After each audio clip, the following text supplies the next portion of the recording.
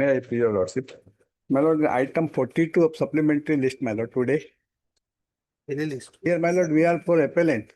Here we have filed an affidavit in reply that may allowed to be called for. And the matter may be taken at 2 p.m. We have informed the other side, my lord. Item 42.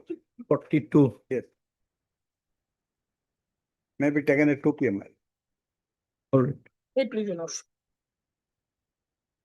Wait, please, your lordship. Lord, I beg to mention item number 18 with the consent of the other side. Now, I'm a little bit indisposed, my lord, not in a position. I pray that the matter may be withdrawn 1-8. from severe throat infection, my lord. For petitioner. The respondent will have taken the consent I'm of the for other the side. appellant, my lord. My lord, it's a all pending matter in the year of 2015. It may be fixed on 9th of April. And Ninth. on the prayer of learned counsel for the respondent and with the consent of counsel for appellant, list the matter again on. Much obliged. May I please, your lordship? Lordship, with regard to item number 36, your lordship. Lastly, affidavit today, your lordship, that may be called for your lordship. Much obliged, lordship. Yeah, please, your lordship. Your lordship, with regard to item number 32, lordship. Here in this matter, lordship, the evidence are in vernacular language. Lordship, we request some more time to find the translations of the English version, lordship. So I prefer adjournment for today. So we have taken the consent for the other side, lordship. Item number 32. The prayer of learned counsel for petitioner, respondent, Respondent. with the consent of learned counsel for petitioner, list again on. After 3 weeks, any date. With it. April first week, any date. May it please your lordship, with the consent of the other party for item number 6, I would like to mention for, Item 6. yes, From the matter, lordship, that is otherwise.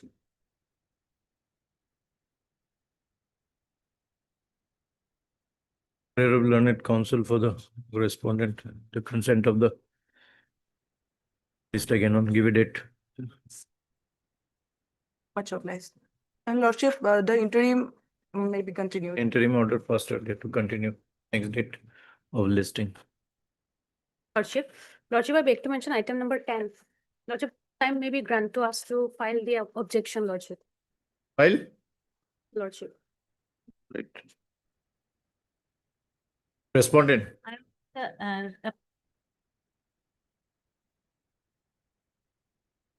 As prayed for by learned counsel for the respondent with the consent. 1 and 2, lordship. Petitioner side. Is the matter again on censure. Obliged, lordship. May it please, your lordship, with the consent of the other side, I beg to mention item number 48, your lordship. In this matter, for the respondent, the senior counsel for the respondent hails from Tinsukia, lordship. Can it be on 24th of March, your lordship? The prayer of learned counsel for Respondent, respondent, list the matter again on. interim to continue, lordship. Interim order first earlier to continue. Deeply obliged, lordship. May I please, your lordship? I beg to mention item number 35, your lordship. 35, lordship. 35. Respondent number 1 passed away, your lordship. With this big, your lordship. You submitted that respondent number 1 has expired. Hence, time is sought to substitute the legal heirs. Is the matter again on. May please, your lordship. Lordship, with the consent of other side, I beg to mention item number 34. Senior is out of station, lordship. So I'm paying accommodation for today on, lordship. Lordship, matter may be listed on 12. All right, item 34, 12th. Language. Please, your lordship. Lordship, I beg to mention for accommodation of item 31 for only for today, my lord. 31. All right, 31. List again on. I'm dead.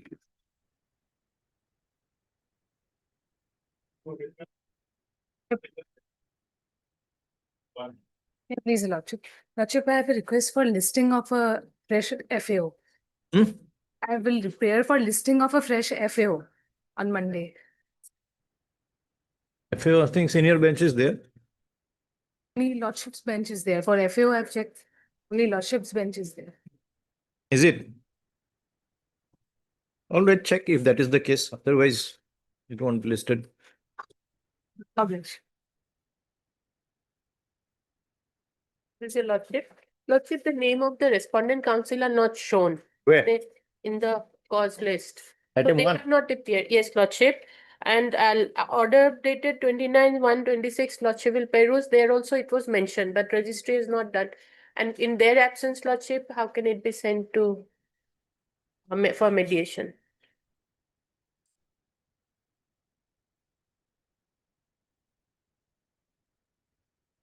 But let it come after, because the case is basically on quantum. Is the matter showing the name of learned counsel for the respondents? On?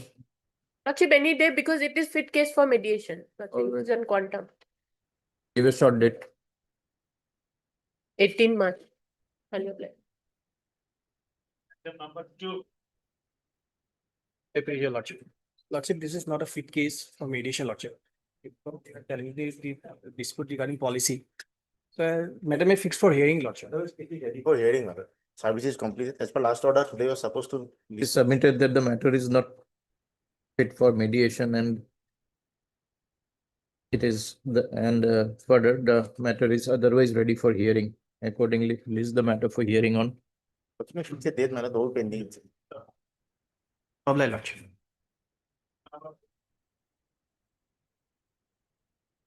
Is your lordship? This is a fit case, lordship. My lord, this is For- not a fit- not fit case. You are for? I'm for the respondent, my lord, claimant side. My lord, in earlier occasion, one occasion, my in local law, it was fixed, not settled. Officially also attempt, not settled. My lord, may I pray, my lord, since my lord, all the parties are represented, it may be fixed for hearing, my lord. My humble submission before your lordship. This is purely on quantum, Lordship. This time maybe, Lordship, taken up for Lordship. mediation. Fixed, If my- that be the case, why wasn't it settled earlier in Lok Adalat? My lord, Lok Adalat, it was lastly listed on 13/9/2025. And my lord, the party, my lord, attempt in a office, my lord, for settling the matter, not settled. Father also, my lord. That's why, my lord, I am paying before your lordship, my lord.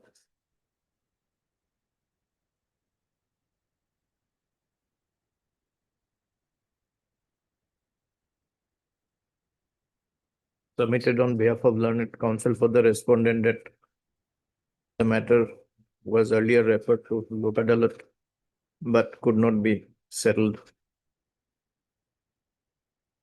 Hence, it is not a fit case for referral to mediation. List the matter for hearing on so and so.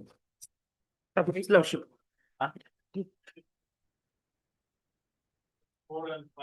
Obligation.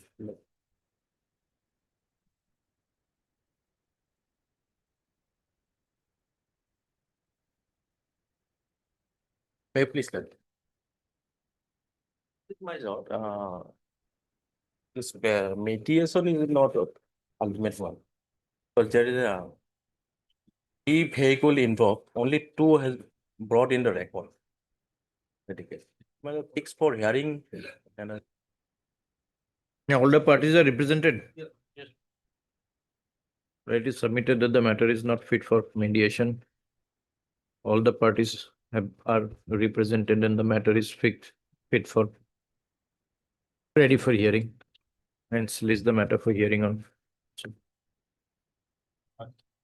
obliged.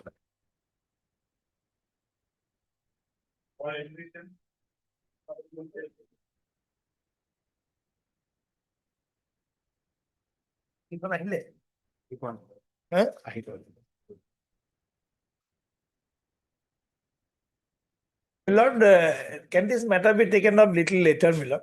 Actually, my Lord, we were directed to serve Dusty. We have done it. But the affidavit and the acknowledgement we can place little later. Or maybe, my Lord, at 2 o'clock, my Lord. Yes. With the hearing this.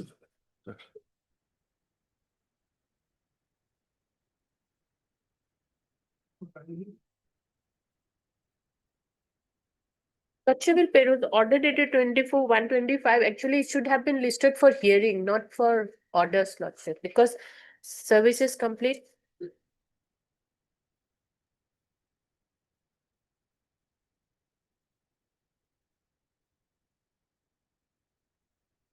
As per order dated 24/11/2025, the matter is ready for hearing.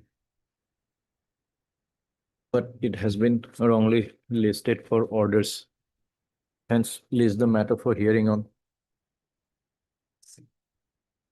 26 March. Much obliged, Lordship.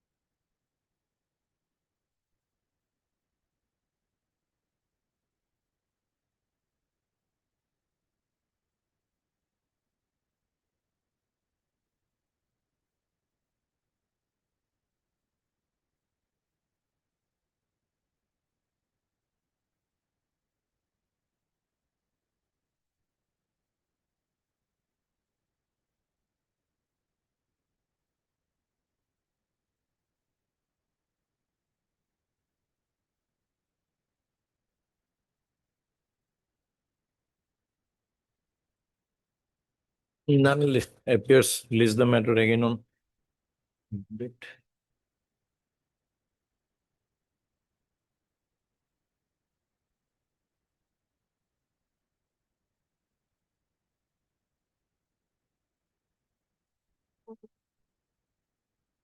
Please, Your Lordship. Lordship, my senior is engaged in another court. Lordship, kindly pass over this matter for the time being.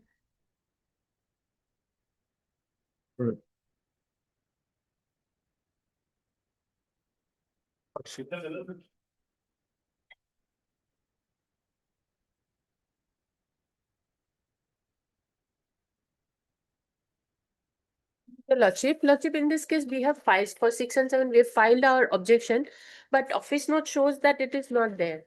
Earlier We- also, Earlier it was also. directed to be tagged. It- And the steps that was, we have already taken the steps also with regard to 6. Question is not here. No, Lordship, they have given the office note that it is. The office note dated 27/2/26, Lordship.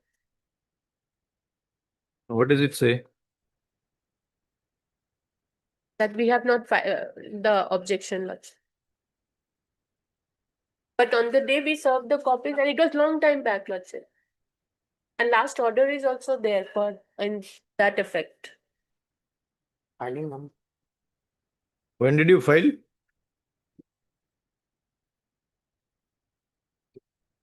File 18/8/2025. The matter with, this is with regard to the delay condemnation. Lordship, it can come any day in this week or next week, and registry can tag the objection, Lordship. Filing number to koi diya. Filing number nidiye no yata. What about respondent number 3? Is it complete? Yes, except 6, Your Lordship, always there. 6 we have taken steps after that, and on the last occasion, service was not complete, but No, advocates have entered appearance on behalf of respondent 6 by filing wakalatnama. I am for 6 and 7, Lordship. Alright, so all are Insurance there. two insurance company. I All- suppose, I think, Lordship, as I have gone through. the sorry, reply- 3, not 6, 3. 3 we Yes. have taken steps, Your Lordship. Twice we have taken steps.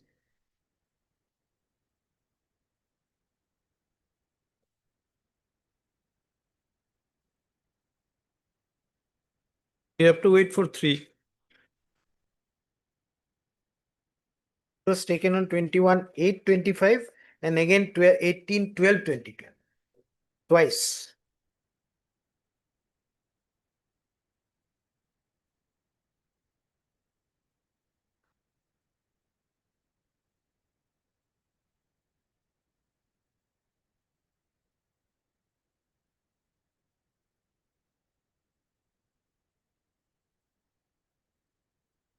You're for the petitioner. I'm for the petitioner. It's a very small issue here. Earlier, someone was appearing because the Lavajima court order says that learned counsel for the petitioner, Mr. T. Buddha, has appeared Yeah, before the court he's along with me in this case. and submitted that respondent number 3 may not be a effective party in the instant appeal.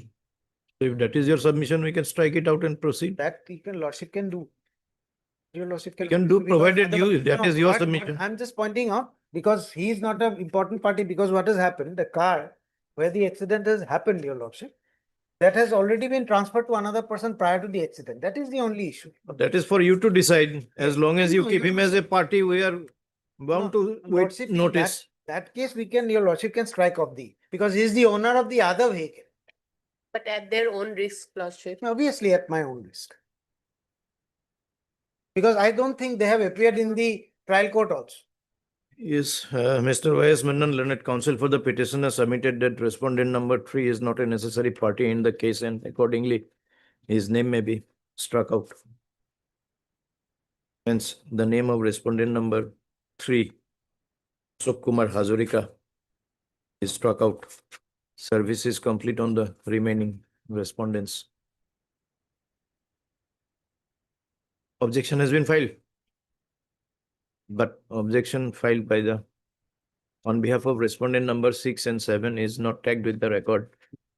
Hence, registry is directed to tag the same and release the matter again on. Highly obliged, sir.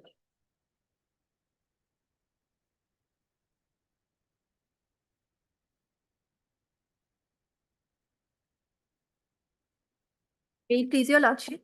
Your lordship may peruse office note dated 23/2/2026.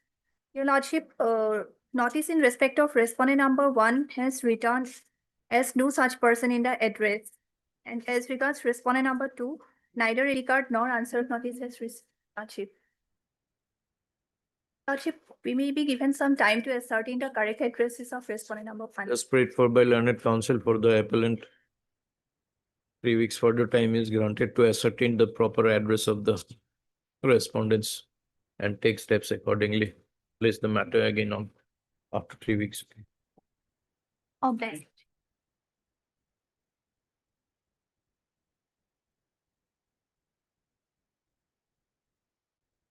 My lord, I am on behalf of the engaged counsel of the petitioner. Actually, the steps was taken on 25/2/26, but as the matter listed, the steps could not be tagged.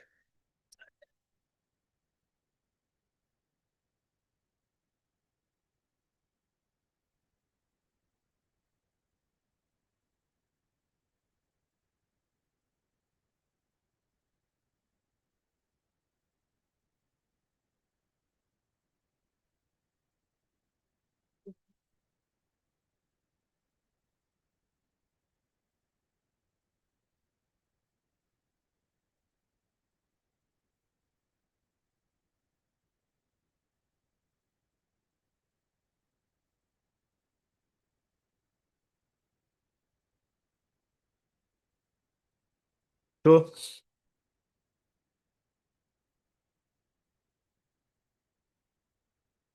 But the steps was taken on 25/2/26, but as the matter listed, the same could not be tagged. That is the issue. The steps was taken on 25/2/26. This is the filing slip. I have the filing slip with me. I have the filing slip with me. wait, learned counsel for the applicant submits that steps have been taken on 25/2/2026. private service list again on. Of Iman.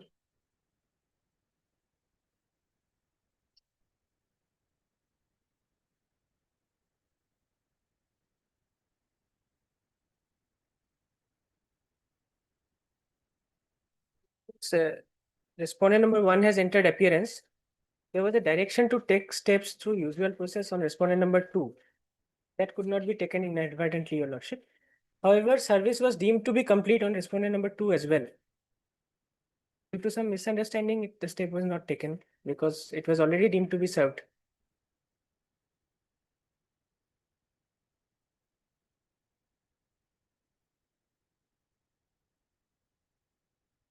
25(2) also direction.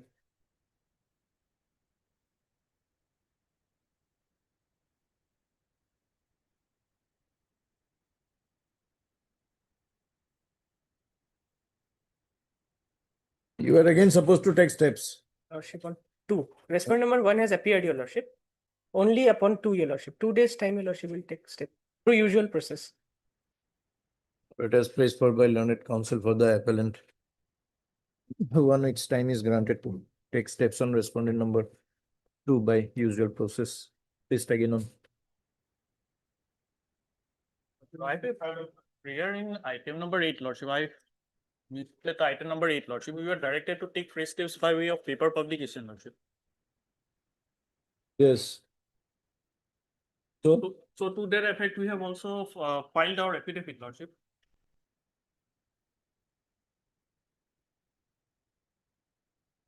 I have skipped that Order matter, is Lordship. passed. I'm sorry, Lordship. Yes, let it come then. God bless.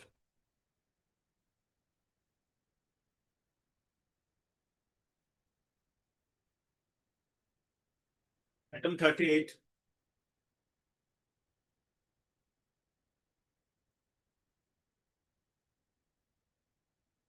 Not 7 revision.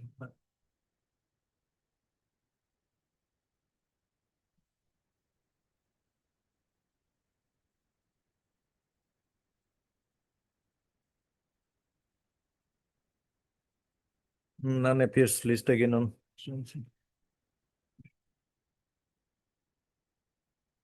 39.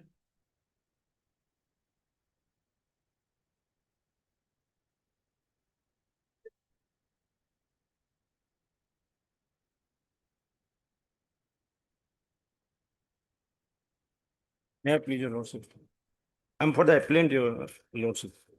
This is appeal under section 173 against the judgment and order dated 6/8/24 passed by the learned MSCT Tezpur.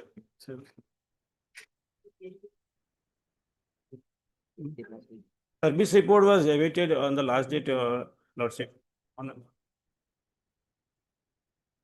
number 2.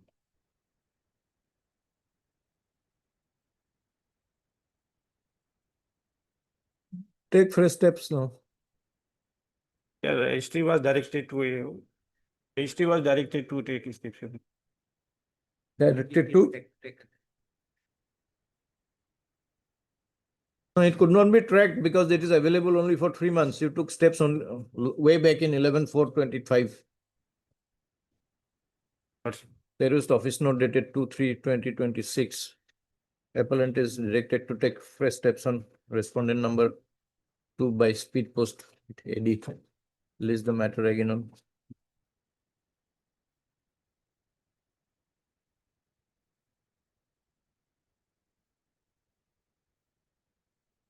Any other date, Lordship? This Mahavir Jayanti is there. Highly obliged, Lordship.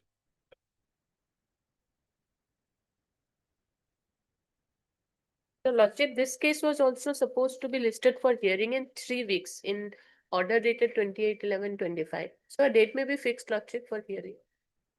Matter is ready for hearing. List the case for hearing on. Give it date.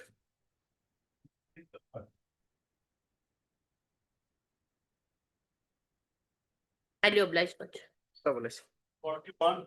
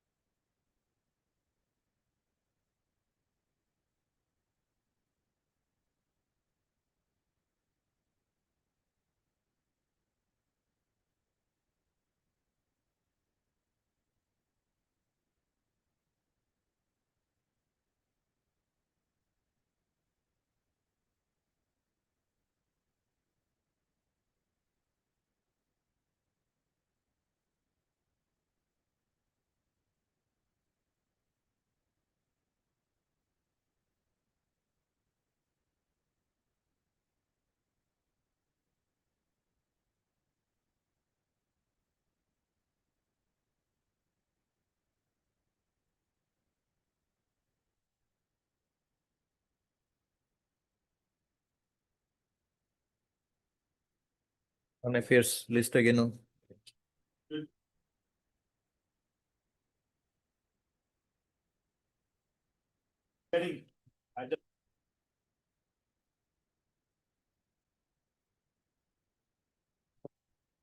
Please, Your Lordship. My Lord, very unfortunately, I have a slight difficulty with my eye. So I'm praying this matter be taken up on 12th instead, my Lord. The part third matter we argued on, both sides argued on the first case. Prayer of learned counsel for the. Yeah, for the appellant. And for the appellant in both cases. Appellant. The matter again on. 14 and 15, 12th of March.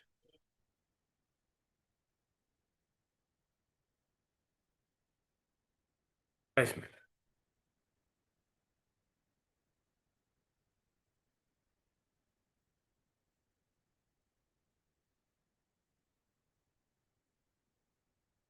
Lordship, can the matter be passed over for the time being?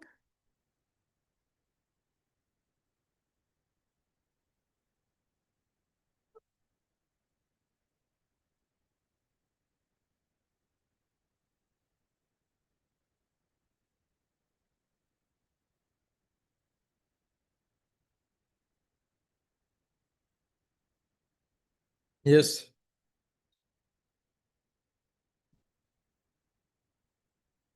Lordship, You have for Lordship.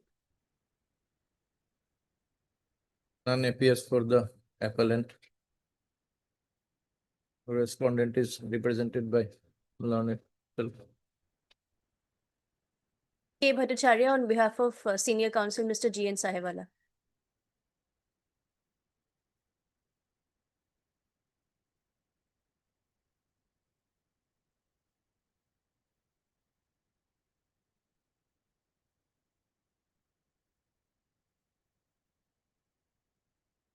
There is the record. It appears that on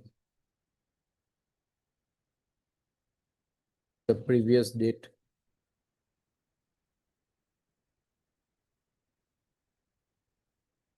time was granted.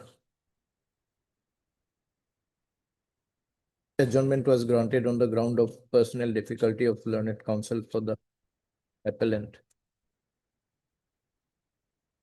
The order dated 17/02/26 reflects that earlier occasion also none had appeared for the appellant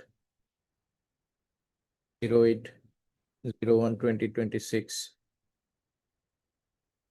But the court was inclined to grant one more chance. Today on call, none appears for the appellant, and the matter is of the year 2015. Hence, I am not inclined to grant any further opportunity.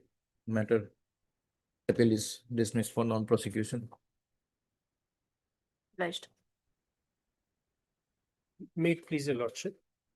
But in item 14 and 15, can I pray it be on 19th of March instead? 12th and right.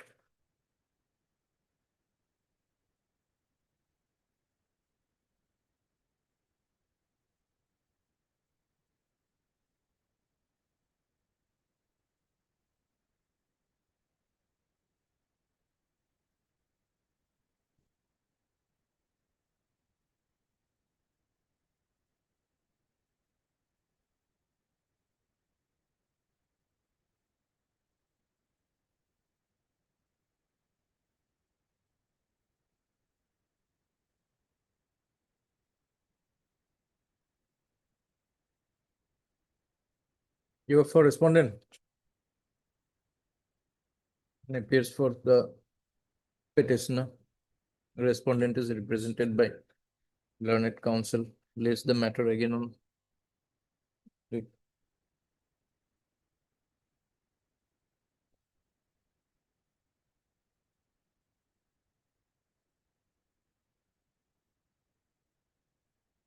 This is my lord, insurance company has done present.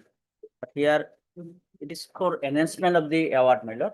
Clean cut, my lord, mistakes are here, my lord, because my lord, more dependency 6 is here.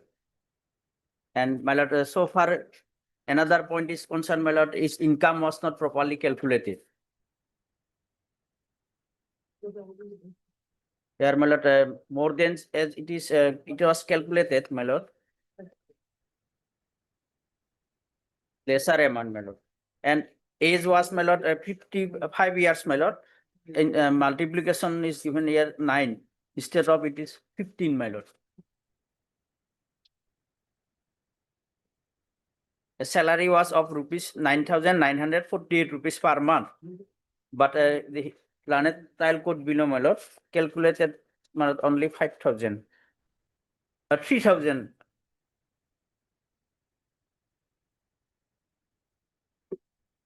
Out of 5,000, it was my deducted 2,000. So,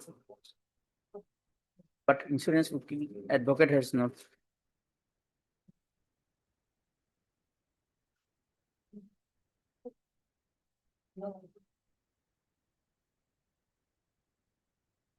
Otherwise, it was accident of the year 2006, my lord. 20 years elapsed, my lord.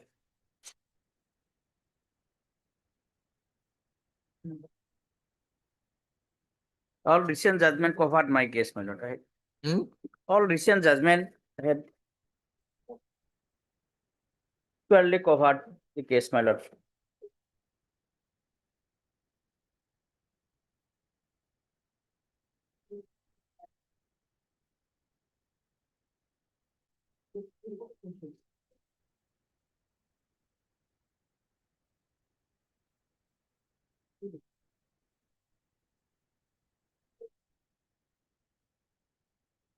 It was a death case, my lord, actually. May I read the judgment, my lord? Yes, 14.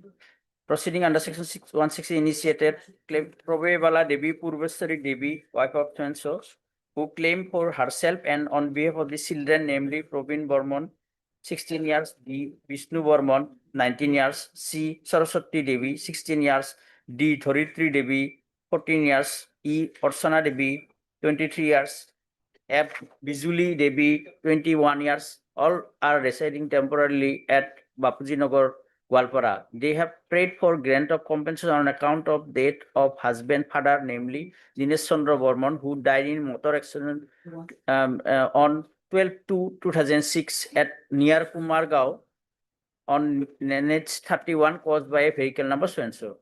The claim petition reveals on 12/2/2006 near Kumarigao NH the husband and father of the claimant, namely Dinesh Chandra Burman, since deceased was knocked by a bus bearing registration number so and so due to rash and negligent driving by the driver of the said offending vehicle. The LS bus was coming from Sapor and going to Bilasipara. As a result, this accident, Dinesh Chandra died, Burman died.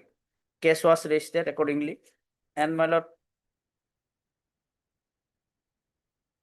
the stand of the opposite party insurance is paragraph 10, my lord. At paragraph 9, the claimant sought compensation 6 lakhs, my lord, from the opposite party for the death so caused to the deceased. 10. Opposite party named assurance company filed written statement. It was stated that there is no cause of action for the claim against the answering opposite party. The case is bad for so and so. Party denied the alleged accident, put the claimant to strict proof thereof. It is also denied that this is. So it is basically on two grounds. Yes, my lord. 1/3, 1/5 instead of 1/3. Yes, my lord. And salary. Salary, my lord. But it was, my lord, one salary slip was given, my lord, exhibited, but no cross-examination was not done. And another thing is that, my lord, the other aspect also come, my lord, recently in view of the full bench judgment, my lord. This is the only one of prawns, my learned friend. And in support of my lord, prayer, my lord, I have the judgment, my lord. I have already given the.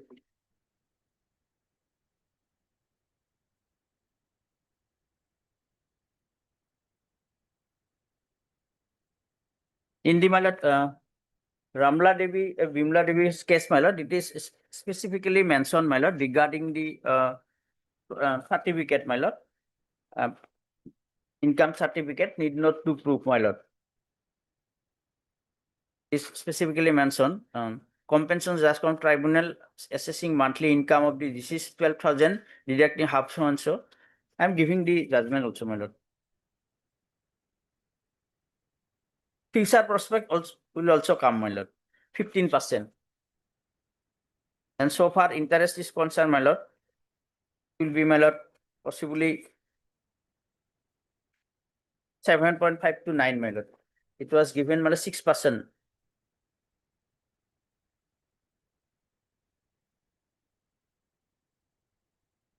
Percentage of interest. Yes, my lord. What has been granted? Lower court, below, my lord, given, my lord, 5%. Oh, yes, 6%, my lord. Simple interest 5% from the date of filing. Yes, 5%.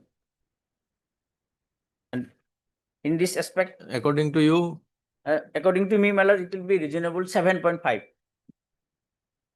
on the basis of what? On the basis of, my lord, recent judgment, my lord, it was of the year 22, my lord. I am giving the judgment.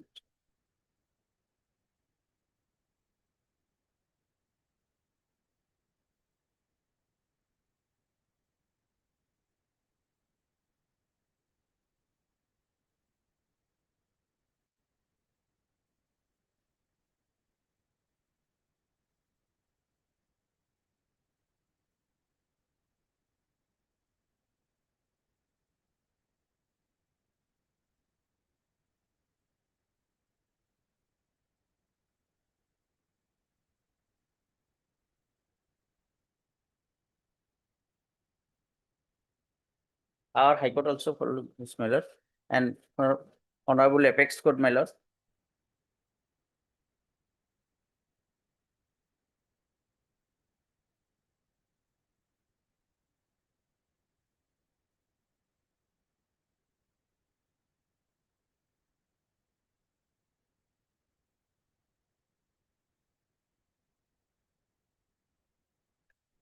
Table is there last page in the High Court and Supreme Court judgment.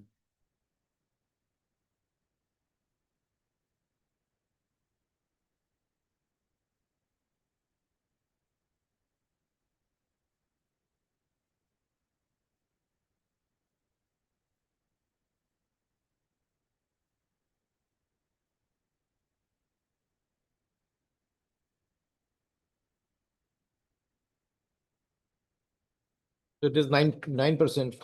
Yes, my lord, 9%. Because I am, it is reasonably, as it was a old case. But on the basis of the dependency, my lord, as 6 dependent persons are there, my lord. Just consider.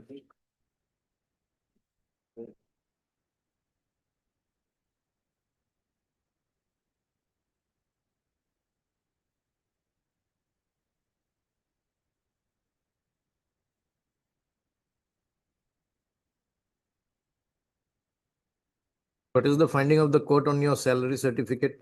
Yes, my lord. I'm reading the paragraph, my lord, specific paragraph.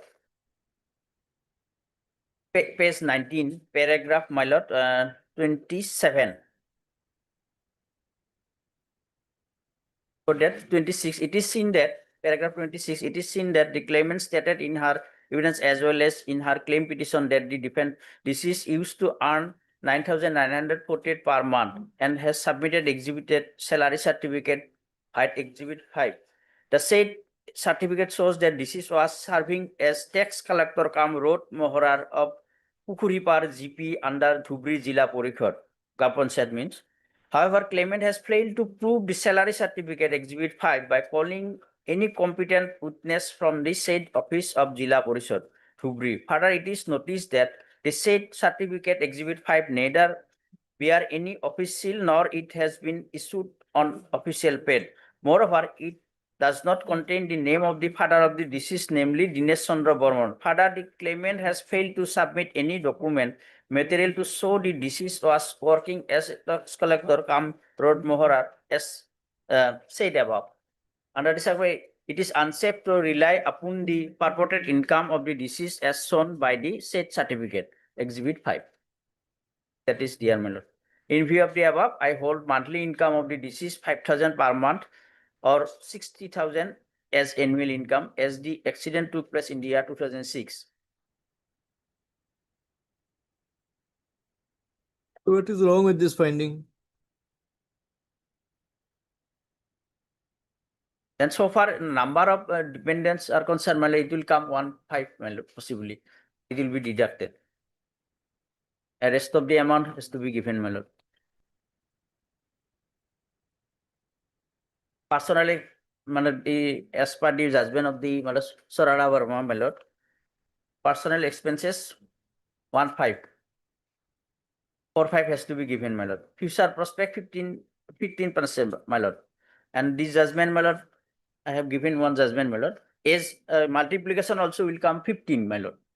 As is 55. Between the age group of 55 and 60. And in this so far Supreme Court judgment, my lord, full bench judgment, recent judgment, 50 to 60 calculated, my lord, 15%, my lord. I have already placed here, my lord. And so far income is concerned, my lord, exhibition of the non-exhibition of document. Here, my lord, it is, I am giving one judgment, Bimla Davis case, my lord. Non-exhibition of document, procedural lapses, not to disentitle claim when otherwise sufficient evidence is adduced and documents establish the identity of the offending vehicle. This dear, my lord. This is regarding identity of the vehicle. We are here on the point of income. Income, my lord. There is no acceptable evidence that your income was such and such. Yes, my lord. It was given exhibited, but not cross-examination, etc. was not done. They have also not opposed that. And that is why, my lord, in Bimla's case, my lord, it is specifically mentioned. They not objected the income certificate. It has to be object by the, my lord, opposite party, my lord. Insurance company, not objected.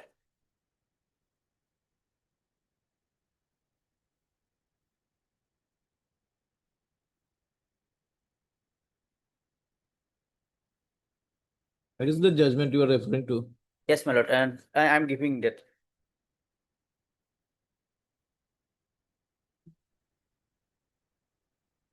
Yes, insurance. And the respond number 1, Who is respondent number 1? the New India Assurance Company. New India Assurance Company. So you are to pay. Yes, it is, he has come for enhancement. Let kindly see this memo of appeal. Memo of appeal, page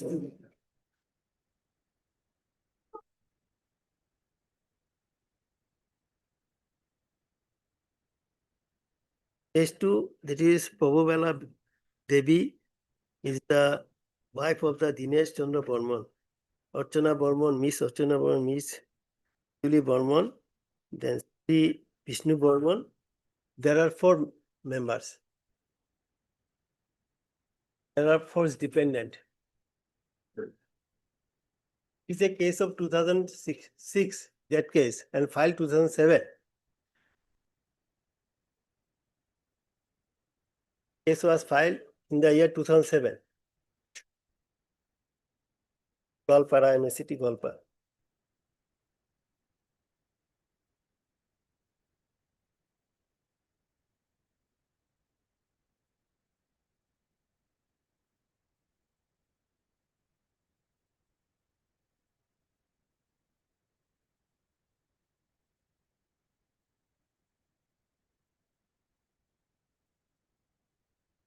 One is the wife. Yes. 2, 3 are daughters. 2, 3 or daughter and 4 is son. 4 is son. So all total 4. Page 8, my lord, page 8. Claim petition, it is. No, your memo of appeal, I'm not saying. No, here it is mentioned. No, here is mentioned, but memo of appeal is something different. Which one you left? No, we have to go by the claim petition first because Yes, that sir. is where the case. Was Yes. filed. Page 8.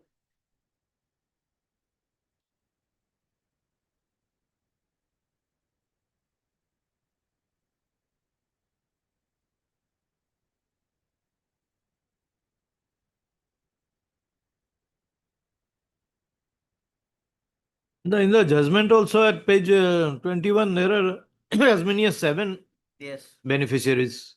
Beneficiary, my lord, kindly see, but they have made the parties only 4 in the memo paper.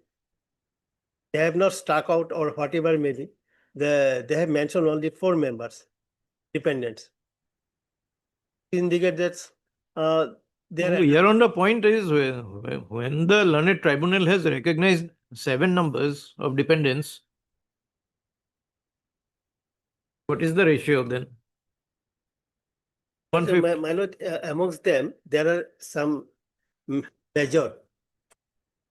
As per claim petition in the year 2007, And all of them have been allotted something. the learned tribunal also given the 7 number 40,000 each. Yes, that is majors. Those who are major, they are daughters, unmarried daughters. But they have not submitted any proof that whether they are married. You or haven't not. filed any cross appeal, have you? Maybe, my lord, I'm not Against going to that? say. The question is there is a 7 numbers of dependent. So it will be maximum is because as per their memo of appeal, they have indicated only 4 numbers of dependent. It will be, my lord, 1/4 of as per Pranay Shetty.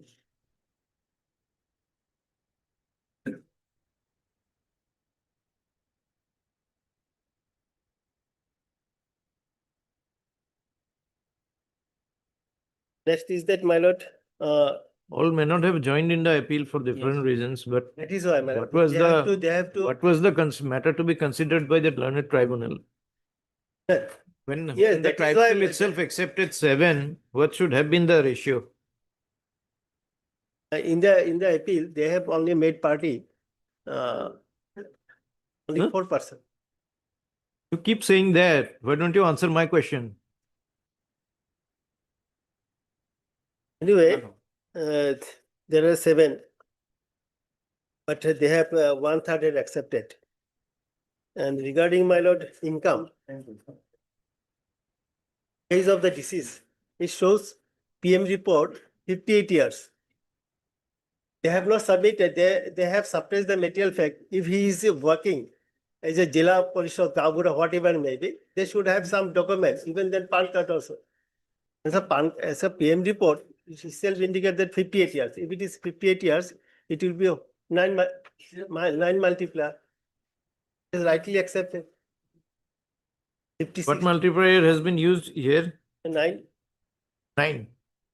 It is Correct. And regarding minor salary, they have no proof. Even then, if it is not proved, how we can say that he is a professional man or 9,900 something he is receiving every month. In the year 2006, he died. Then how it will be that if it is a minimum wage act, in 2006, it will be hardly 5,000, hardly more than 5,000 is maximum. So far, I understand, my lord. I can show the lordship. Today, I have not got minimum wage act. If there is no income proof, this honorable court is sometime accepting this minimum wage act of Assam. So it will be, it is a case of 2006. Now it is 2026. So the only issue is the deduction. Only is the deduction. There is nothing, any other. It will be, lordship. Only he is entitled for deduction. Dependency. And otherwise also, my lord, 6%, it is a case of 2006, 7, 6% is, my lord, correct. If it is continue like 100 years, then it will be 100% also. What is the wrong of 6%, my lord? Judgment was delivered in the year. I think at that time that was the norm. Yes, my lord. The time was 6%. And so far, I understand, my lord. Because judgment was delivered on 24/9/2013. So instead of 1/3, it should be 1/5. That is all. This much. and nothing else, no any other facts is entered.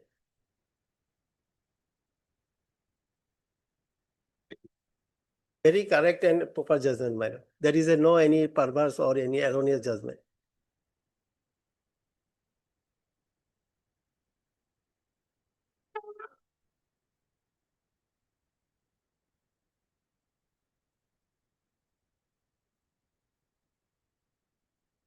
Paragraph 7 of my judgment, my lord.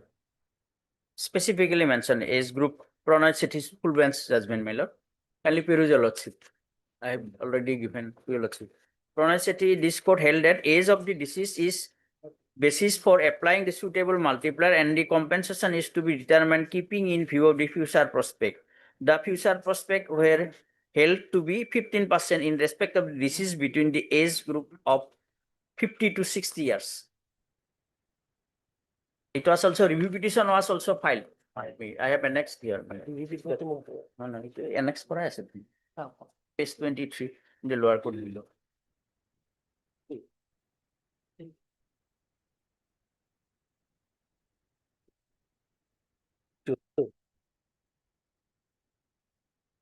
It was 11, but subsequently it was withdrawn. But new law, according to new law, it will be 15% full bench judgment.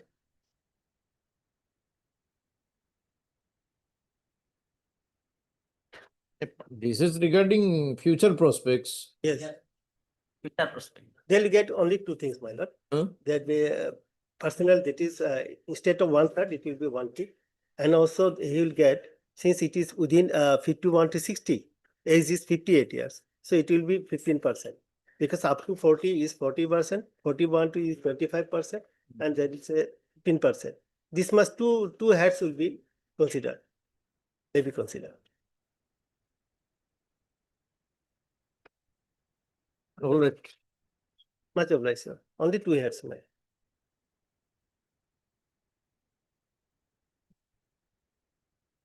CAB. Much obliged. Problem number 1, myself. Counsel Well, for that the aspect, appellant. but regarding Let counsel for respondent number 1. Who are the other respondents? Only respond I appear. Huh? All respondents. Only one. One. You will Who are the other respondents? Owner and driver. owner driver. Insurer. Dispute is against him only. So none has appeared for None the, appeal trial court proceeding. none appears for the remaining respondents. Judgment is reserved. Okay. Abolishment, highly abolishment.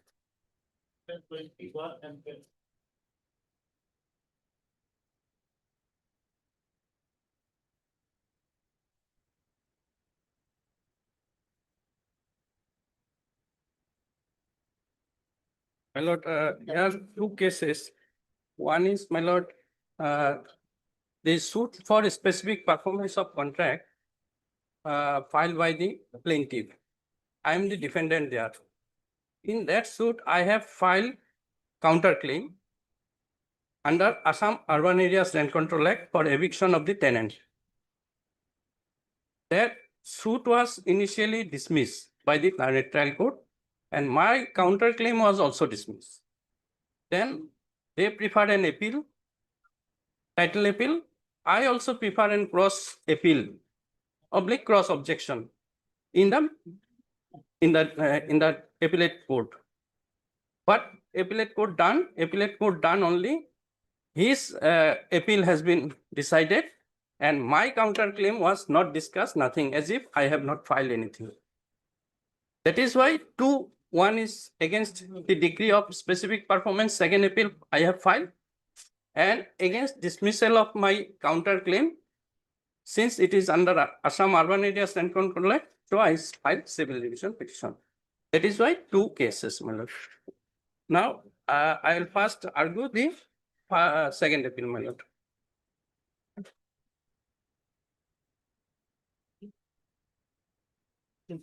Yes.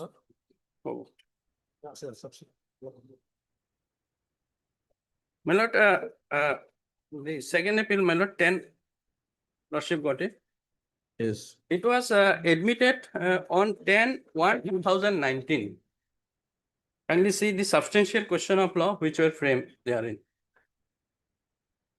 As many as 4 substantial question of law has been framed. Whether the lower appellate court erred in law in applying its discretion under section 20 of the Specific Relief Act without ascertaining as to whether the alleged executor of agreement had any saleable right with respect to the suit land. Number 2, whether the learned court below erred in law in applying provision of section 53A of the TP Act to the plaintiff. Number 3, whether the lower appellate court erred in law in decreeing the suit of the plaintiff without following the order 41, rule 31 CPC. And whether the finding of the learned appellate court on the point of limitation suffers from illegality. This 4 substantial question of law has been framed, my lord. Now, kindly see the plaintiff, my lord. At page 7.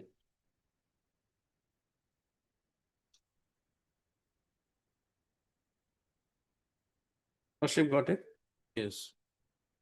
Page 7. Suit filed by Pritikana Ghosh, Kumar Vijay Arjun and Kumar so-and-so. And against the defendant, Dhaneshwar Rai,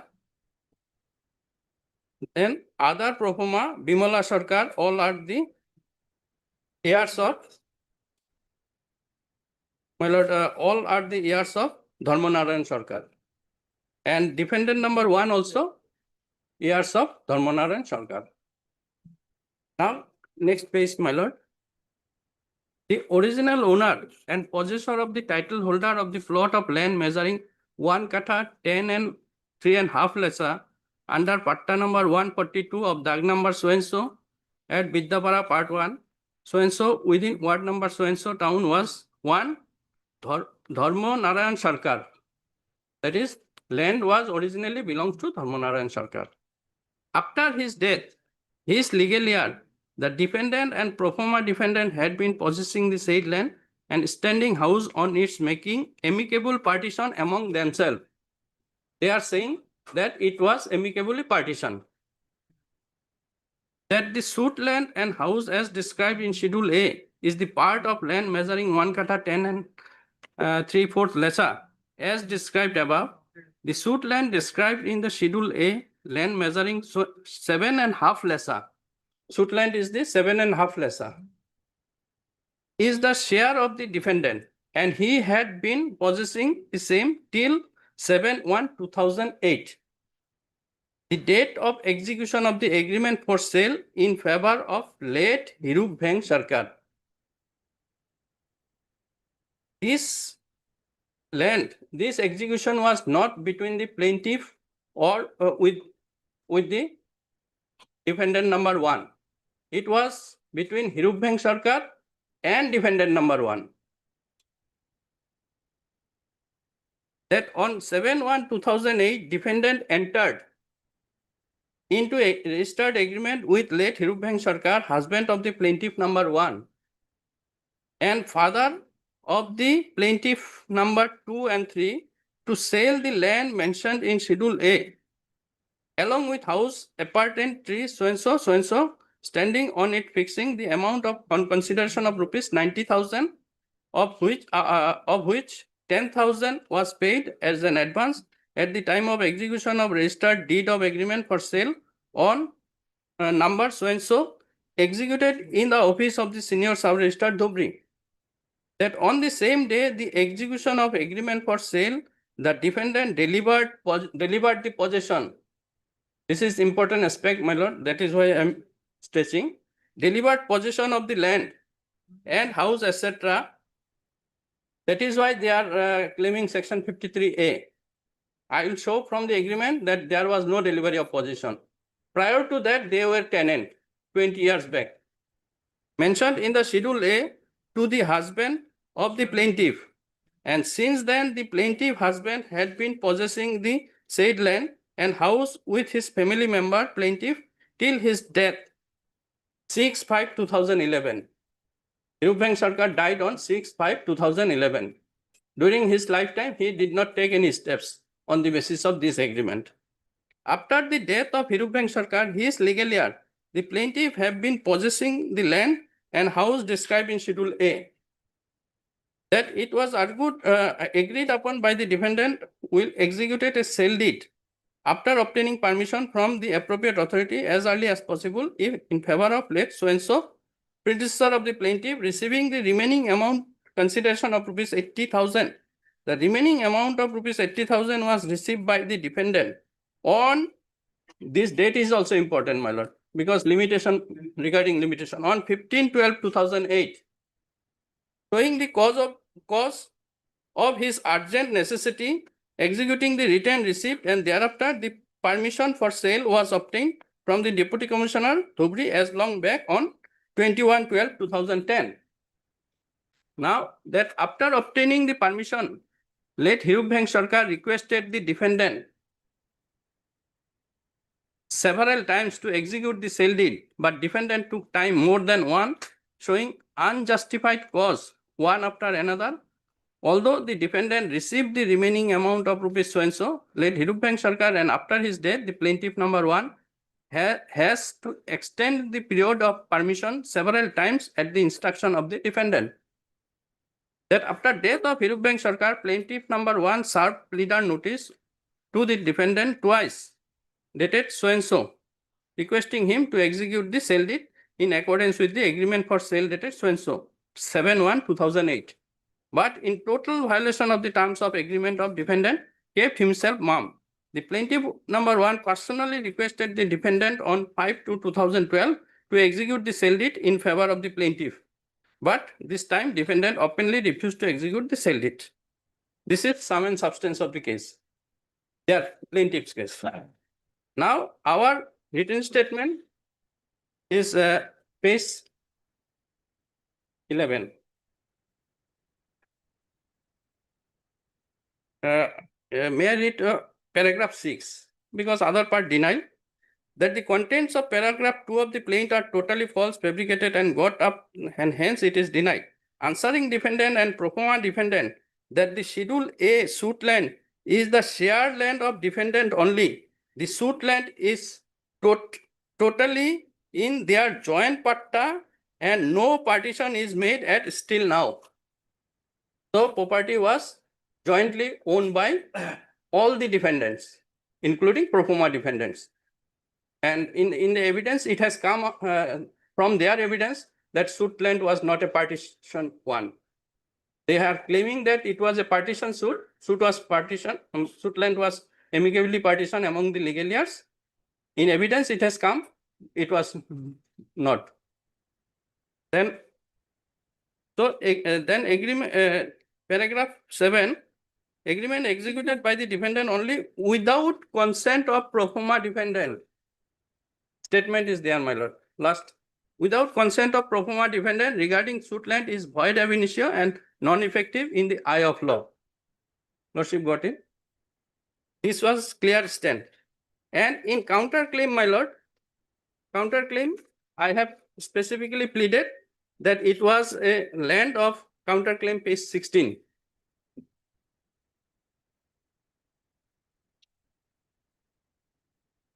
Page 16.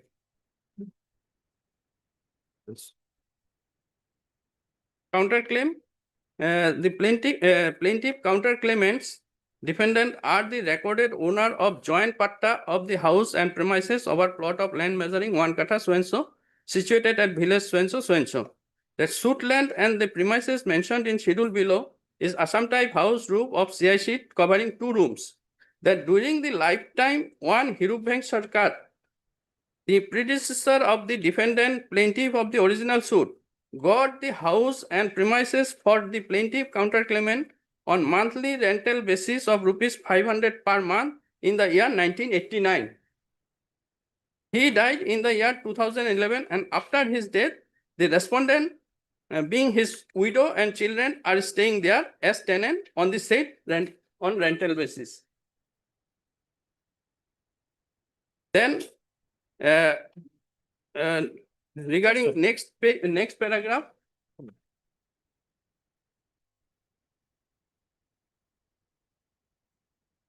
Yes.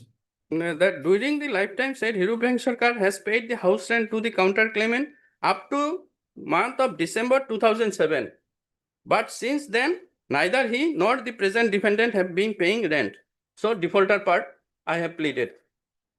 Next, that since so-and-so amount of rupees so-and-so is due from the respondent as house rent of the counter claimant. So under these circumstances, we are paid for eviction of the tenant, that is the plaintiff from the premises. Now come to the judgment of the trial court, my lord.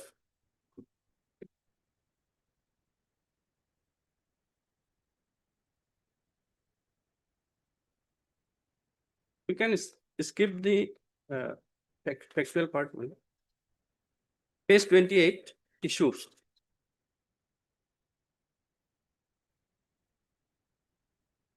Issues regarding 1 to 7 are the plaintiff suit of specific performance of contracts issue, and remaining part is the counterclaimant issue. Now I have oral next discussion and decision, page 29. Issue number 1 and 9. Issue number 1 and 9 is relating to whether there is any cause of action for the suit, and 9 is there any cause of action for the counterclaim.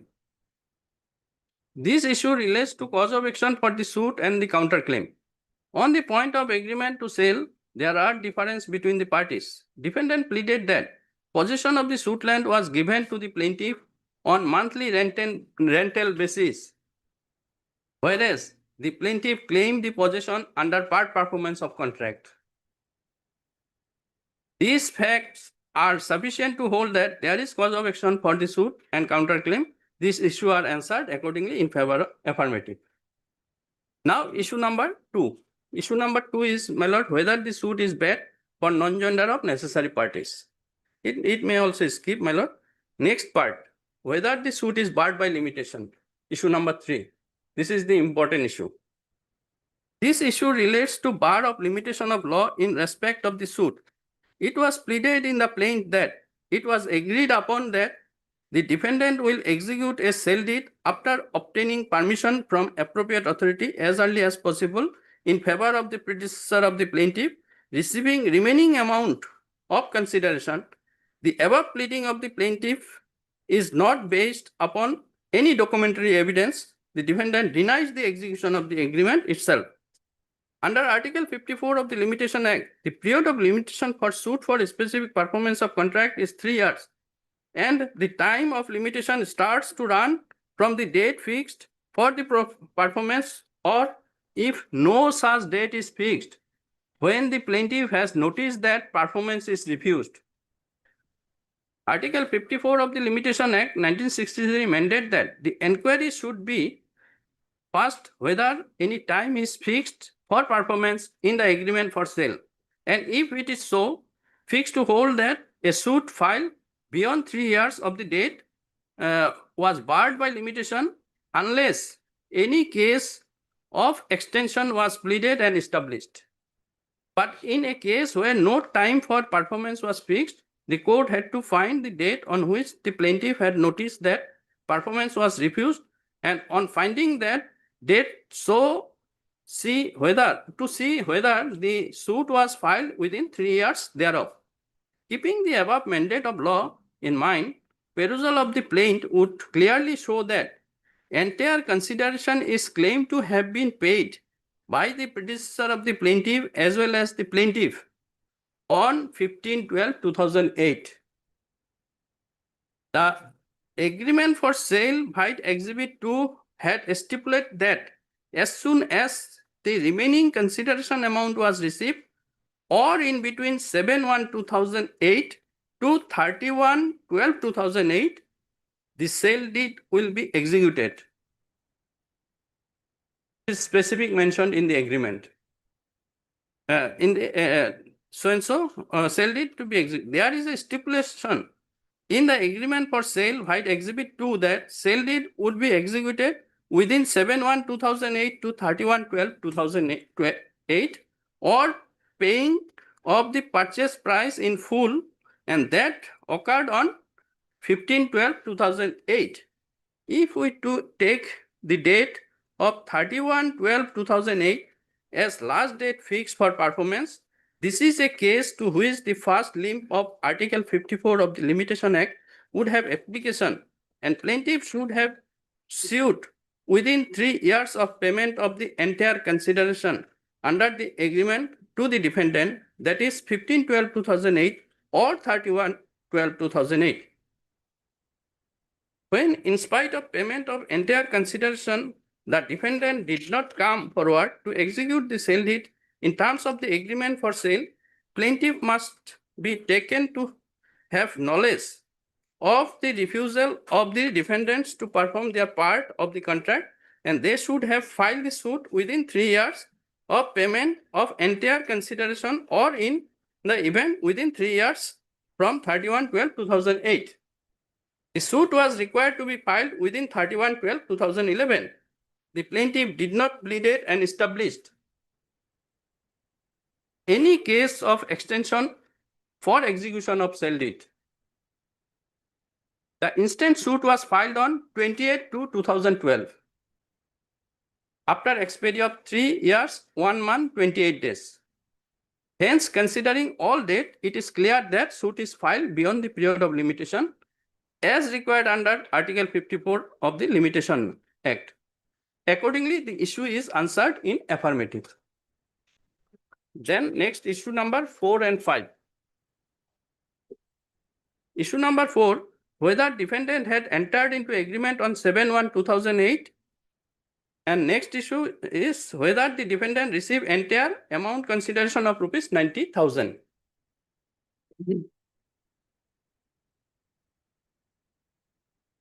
Both the issues are related to execution of the agreement for sale and payment consideration money in pursuant to the contract and validity of the agreement. Plaintiffs pleaded and adduced evidence that on 7/1/2008, defendant executed the said agreement. It should be actually defendant number 1. Agreement by exhibit 2 and received rupees 10,000 on the same day. Plaintiff also pleaded and adduced evidence that on 15 so-and-so, defendant received 80,000 by exhibit 8 as remaining amount for consideration money. The defendant denied any such receipt. Hence, the burden of proof is on the plaintiff. In support of the pleading, the payment and execution, the plaintiff examined Kamal Sarkar, PW2 and so-and-so, PW3, who were the attesting witnesses of exhibit 8. Both the witnesses supported the case of the plaintiff and proved their signature in exhibit 8. The whole stretch of argument of the learned counsel for the counterclaimant was that suit was not partition, and hence the agreement for sale only by the defendant without consent of other co-sharer is not valid.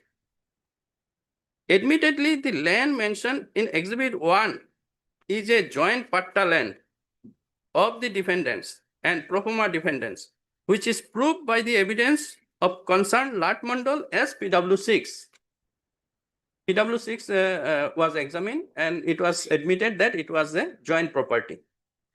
And only one interval, my lord, property is 31 and odd lessors of land, 6 sharer. Even if he has 1 share, he has no 7.5 lesser share, he will be 5.5 lesser share. So there is also not clear how much land he has share. Section 44 of the TP Act, paragraph 21. TP Act provide deal with transfer by one co-owner of an unpartitioned estate. It is provided under section 44 of the Transfer of Property Act that when one of the 2 or more co-owners of the immovable property legally competent in that view transfer his share of such property or any interest therein, the transferee acquires as to such share or interest, and so far as it necessity to give effect to the transfer of share, transferor's right to joint possession, etc. Section 44 of the Transfer of Property Act thus recognize that in an unpartitioned state, one of many co-sharer can transfer his share in unpartitioned property by such purchase, the vendee shall steps into the shoe of the vendor in unpartitioned property and shall thereby become one of the co-sharers. Here in this case, from the activities of other co-sharer, it appears that other co-sharer consented to sell the suit land to the plaintiff. Here, consented. Actually, there is no evidence that it was consented. Perusal of Exhibit 3 and 4, application for sale permission and permission would reveals that defendant as well as pro forma defendants applied for sale permission of the suit land by Exhibit 4. Sale permission was granted in the name of defendant as well as pro forma defendants. So that sale permission is not sustainable because pro forma defendants were not signatory in the agreement. It was admitted. And that has been denied that they have no consent. PW5 official witness proved the authenticity of Exhibit 3 and 4. There is no pleading of any fraud in execution of Exhibit 3 and obtaining Exhibit 4. On going through the evidence of Exhibit 2 and Exhibit 8, no irregularity is found. Hence, I held that Exhibit 2 is a legal and valid document. So, the trial court held that the agreement which was signed between the defendant number 1 and the husband of the plaintiff is a valid document. Nothing has been decided about their share, what is the share of the, if it is considered under section 44 of the TP Act also, share has also not been decided. So to that extent, this finding is not sustainable. Then issue number 6. Issue number 6 is whether the plaintiff is ready and willing to perform his part of the contract. This issue relates to readiness and willingness of the plaintiff to perform their part of the contract. Plaintiff in their pleading clearly stated that they were always ready and willing to perform their part of contract. During evidence, the plaintiff himself and through PW2 and PW3 proved that to get the sale deed executed, they meet the defendant for several times. It is also evidence that plaintiff had served pleader notice so-and-so. The defendant did not specifically deny the exhibit so-and-so, which amounts to admission. Pleader notice says that it is I have admitted. This part of the admission of the defendant support the plaintiff's claim that plaintiff was always ready and willing in the insisting defendant to get agreement to execute by way of getting the land sold. Moreover, payment of entire consideration amount by Exhibit 8 shows that plaintiff have done their part of the contract. Readiness and of the plaintiff is not under challenge. This is answered affirmative in favor of the plaintiff. Then issue number 8. This is also a perverse finding. The issue relates to maintainability of the counterclaim. Learned counsel for the plaintiff argued that the counterclaimant opposite party is admittedly being minor. Counterclaim did not take steps, appoint guardian, and hence counterclaim is not maintainable in the present form. The counterclaim was filed by original defendant along with other co-sharers.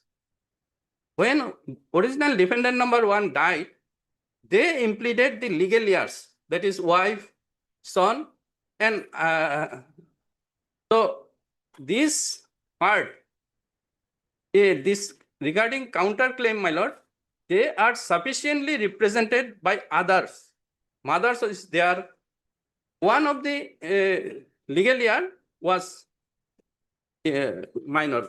That is why counterclaim is not maintainable.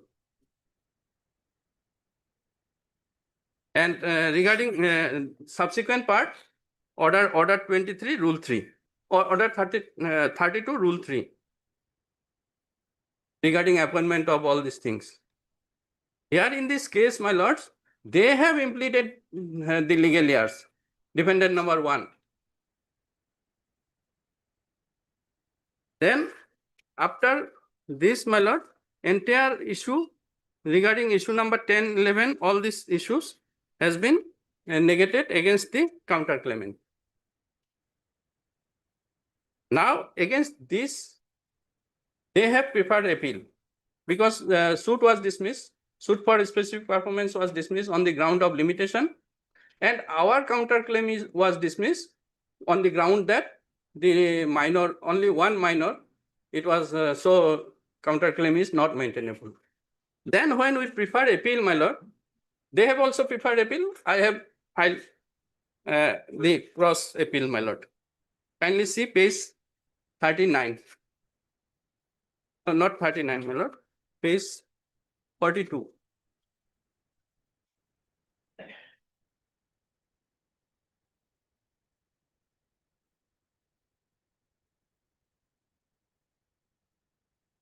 Lordship, got it? Yes.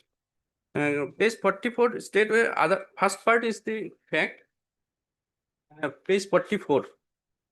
The defendant and pro forma defendant contested the suit by filing joint written paragraph C and also submitted counterclaim. The WS in brief is that this is WS, then this is my WS brief fact and counterclaim. Then kindly see page 46. Trial court issue number, the learned trial court has framed following issue. Lordship, got it? Then point for determination whether the learned trial court are in reaching the finding, discussion, reasons and decisions thereof.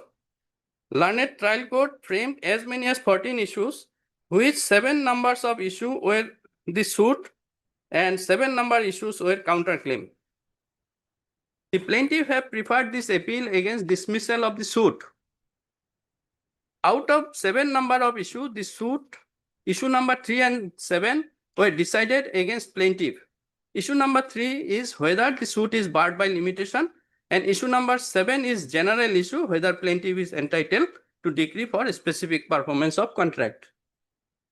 According to the Article 54 of the Limitation Act, the period of limitation for the suit for a specific performance of contract is 3 years, and the time of limitation starts to run from the date fixed for performance, or if no such date is fixed, when the plaintiff has noticed the performance is refused. Admittedly, the sale agreement so-and-so between Hirubhang Sarkar, plaintiff's predecessor, and defendant Dharmeshwar Rai. It is seen that defendant agreed to sell the suit land along with standing house, tube-well, latrine, etc. The so-and-so, so-and-so. Then there was no time mentioned in Exhibit 3 for execution of sale deed. This finding is perverse, my lord. I will show there is a specific date has been mentioned in the sale deed, my lord, that agreement for sale. Hence, count of limitation period, we are to see on which date the plaintiff came to know that execution of sale deed was refused. There is a sale permission dated so-and-so, which shows that DC Dhubri given sale permission for sale of 7.5 lakhs land of KP Patta number so-and-so, so-and-so. Bimala Sarkar, Dharmeshwar Sarkar, Moneshwar Sarkar, so-and-so, so-and-so. It means that the defendant and pro forma defendant had not denied the execution of the deed in favor of the plaintiff number 1. This is also not correct. Because sale agreement was with defendant number 1 and the Hirubhang Sarkar. Who wife of so-and-so, the defendant entered into agreement for sale of the suit land till 21/12/2010, which is date of getting permission so-and-so. Exhibit 4 shows that the buyer is the plaintiff number 1, so-and-so. Here also. Exhibit 4 shows that buyer is the plaintiff number 1, Nitikona Ghosh. Buyer, it was Hirubhang Sarkar. And which means that defendant and pro forma defendant except pro forma defendant number 5, so-and-so, Sarkar were willing to, Manjula Rai Sarkar were willing to execute sale deed in respect of the suit land in favor of plaintiff so-and-so, even after death of so-and-so till so-and-so. But defendant had not executed sale deed in favor of so-and-so even after obtaining sale permission on 21/12/2010. Hence, it is assumed that 21/12/2010, defendant refused to execute sale deed after obtaining sale permission. If it is counted, count the period of limitation from so and so, then the time for filing suit will 21/12/2013. The suit is filed on 28/2/2012. I find that suit was filed well within the period of limitation. Then suit was decreed. Other issue, nothing has been discussed.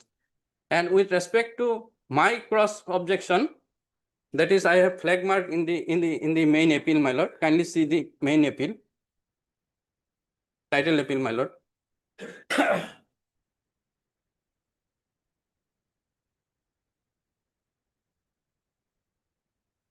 The LCR 2.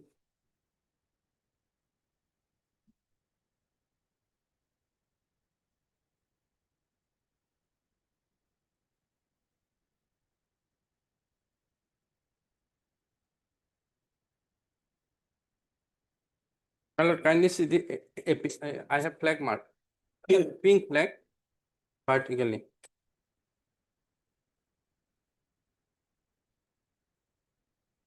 First one is order sheet when I have filed, and second one is my cross objection.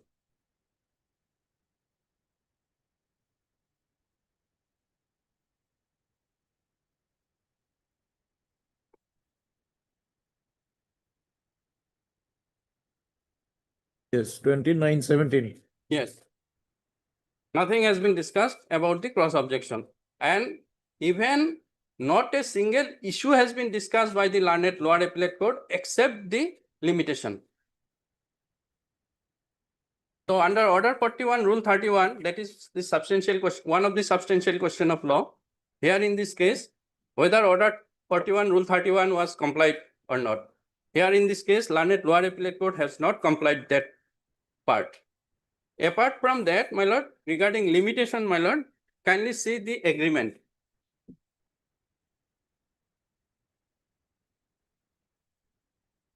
Exhibit 2.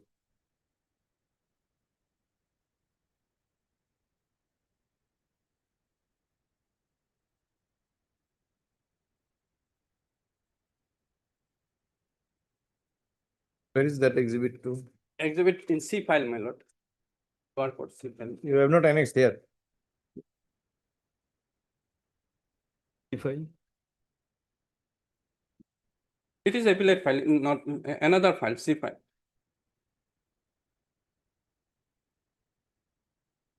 Evidence and all.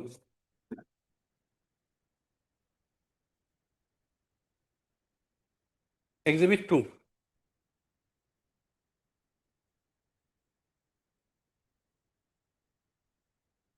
Lordship got it. Exhibit 2 by number 50. ভুল করছো।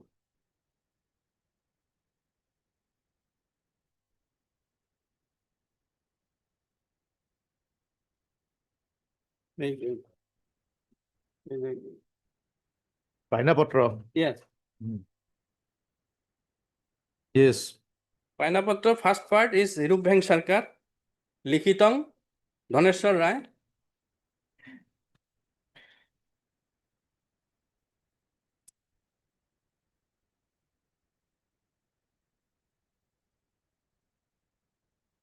Then Likhitong, Dhaneshwar Rai. Then operative part, page, next page. May I read, my lord? বর্ণিত তফসিল ভূমি, জমি ও গৃহাদি তথা জলর call আৰু পায়খানা common ব্যবহার রাখি বিক্রি দিয়ার স্বীকার করি আজি উক্ত জমি প্রতি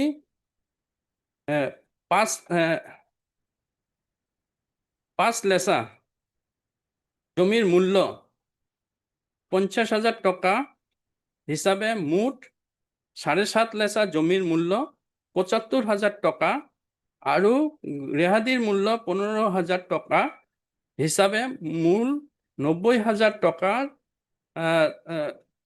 ধনেশ্বর রায় বাবু লিখিত শ্রী নরেন সরকার বিক্রি বিত্র সৈন্স ধুবড়ী ইয়াৰ মাজত বাইনাৰ বাবদ 10,000 টকা বুজি লৈ স্বীকাৰ কৰে যে আজিৰ তাৰিখৰ পৰা অহা ইংৰাজী 31 ডিচেম্বৰ মাহৰ তাৰিখৰ 2008 চনৰ মাজত অসীম ঘটে নাইবা নিৰ্দিষ্ট তাৰিখত অৱশিষ্ট টকা মোক আদায় দিলে মই উক্ত জমি গৃহাদি আপোচ বিক্ৰী দিবলৈ একান্ত বাধ্য থাকিলো। So there is specific date is mentioned, not beyond 31st December 2008. If received the amount earlier, then execution will be earlier. Now, next kindly see Exhibit 8.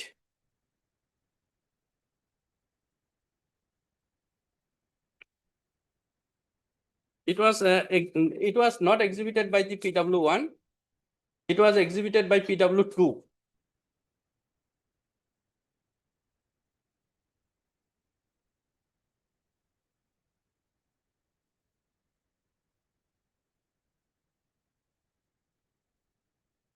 Not PW2, PW3 it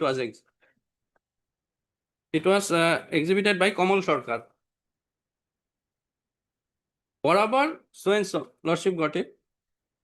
টকা প্রাপ্তির রসিদ বরাবর so মোৰ নিজ সত্য দখলীয় অংশৰ মাটি আপোনাক বিক্ৰী কৰা যোৱা 7/1/2008 তাৰিখৰ এত দলিল যোগে এটা অংগীকাৰ পত্ৰতে so পঞ্জীয়ন কাৰ্যালয়ত সম্পাদন কৰক পত্ৰ মাটি আপোনালোকক দখল দিয়া হয় খৰিদ বিক্ৰী দলিল সম্পাদন হোৱাৰ আগতেই মোৰ টকাৰ প্ৰয়োজন হোৱাত আজি 15/12/2008 তাৰিখে নিম্ন স্বাক্ষৰিত so আপোনাৰ পৰা বাকী পাবলগীয়া 80,000 টকা নগদ বুজি পাই প্ৰাপ্তি ৰচিদত সহি কৰিলো। This is the date on 15/12/2008. So learned trial court has rightly held that either date is fixed 31st December 2008 or 15 December 2008. Then period of limitation is 3 years. Then it was not filed within the limitation period. And apart from that, my lord, now question of possession, that which they have pleaded that when I have taken over the amount, possession has been handed over to him. Now, kindly see the cross-examination part of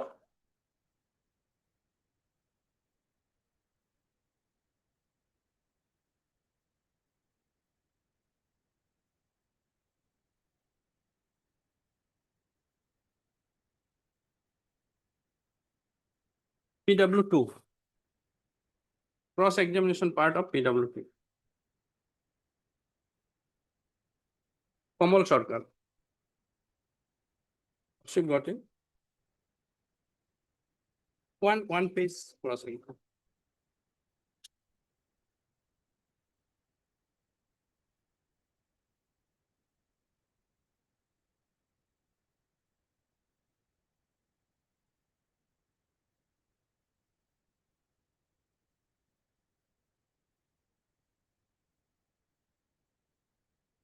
Cross-examination part.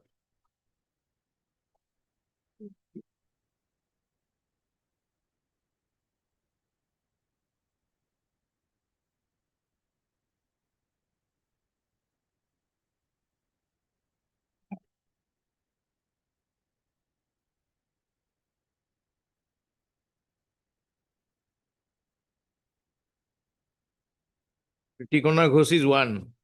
Yes, and Kamal Sarkar is 2. After which exhibit? Exhibit 7, after Exhibit 7.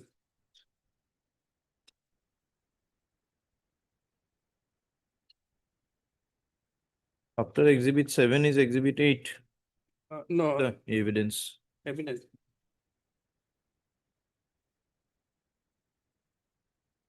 PW2.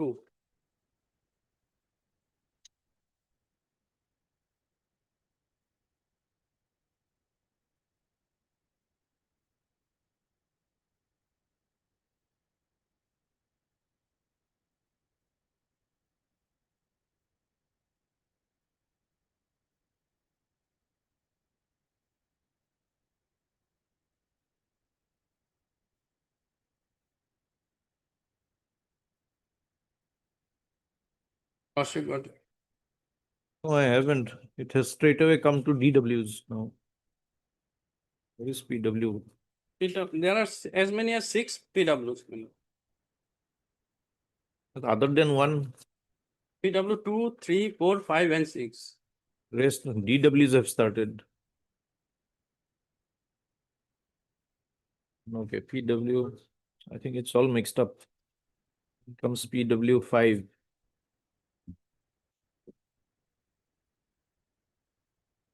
PW 6. Then yes, last thing. PW 2 has come after PW 6. Yes, go on. Cross examination part. Yes. বিবাদী জমিৰ ওচৰত মই these are regarding denial, my lord. Middle part kindly see. বাদীয়ে বিবাদীৰ জমিত 50 বছৰ ধৰি ভাড়াতীয়া হিচাপে আছে। Not 50, 20 বছৰ, sorry. 20 বছৰ ধৰি ভাড়াতীয়া হিচাপে আছে। Middle part.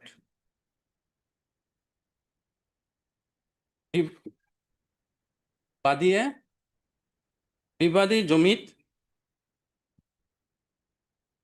yes. Then kindly see PW 6. Cross examination part of PW 6. Lat Mandal. Yes. Exhibit 1B বর্তমান মুঠ মাটি 1 কাঠা 10.75 লেচা। ধৰ্মনাৰায়ণৰ ল'ৰা ছোৱালী আৰু ছোৱালীৰ মাজত এজমালি হৈ আছে। ইয়াত কাৰ কিমান অংশ আছে লিখা নাই।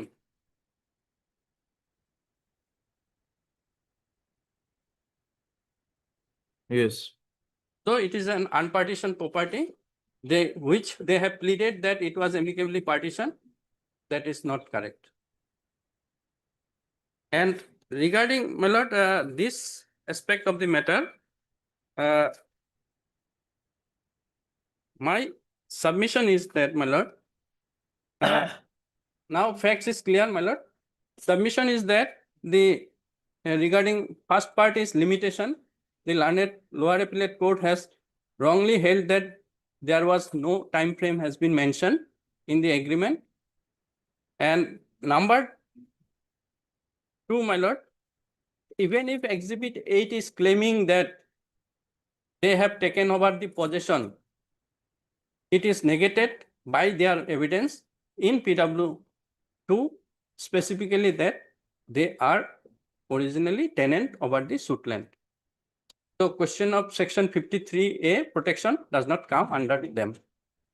And apart from that, if section 53A of the Transfer of Property Act is come into effect, then it is required to be compulsorily required to be registered under section 17A of the Indian Registration Act. Here in this case, the agreement, first agreement, there is no averment that possession has been handed over to him. In Exhibit 8, there is an averment. Exhibit 8, there is an averment that possession has been handed over. Exhibit 8 is not a registered one. And regarding Order 43 rule, Order 41, Rule 31, my lord, lower appellate court has nothing has been discussed about other issues. It is a clear mandate of the rule provision is that all the issue is to be discussed, at least even they have not, the lower appellate court not touched any one of the issue regarding section applicability of section 44 of the TP Act, that it is an unpartitioned property, his share, that nothing has been discussed. And so far as the share is concerned, my lord, if the defendant number 1 have any share along with 5 other co-sharers, and total land measuring 31.75 lessa. And out of these six, if six, among the six sharers it equally distributed, then 5.29 lessa is the share of the defendant number 1. Now kindly see the agreement. In agreement, 7.5 lessa has been executed. So in that count also, this agreement is not a valid agreement. So far with respect to the share is concerned also. So section 44, which has been the learned trial court, has discussed that co-sharer have the right to sell his part also. Without deciding how much share is the co-sharer have, court can held that yes, co-sharer has the right to execute this more land than the shareholder have. And regarding counterclaim, my lord, we have pleaded and proved that they are the defaulter from such and such date. Nothing has been discussed by the learned trial court. Only said that my counterclaim is not maintainable. And lower appellate court has not even gone into the aspect that whether there is any at all any counterclaim or not. So under these circumstances, my lord, my prayer is I'll submit the case law, my lord. My prayer is that this second appeal is liable to be allowed, and with respect to the civil revision petition, my lord, it is to be required to be remanded back to the lower appellate court for deciding regarding the landlord tenant matter, my lord. Now may I produce the judgment, my lord?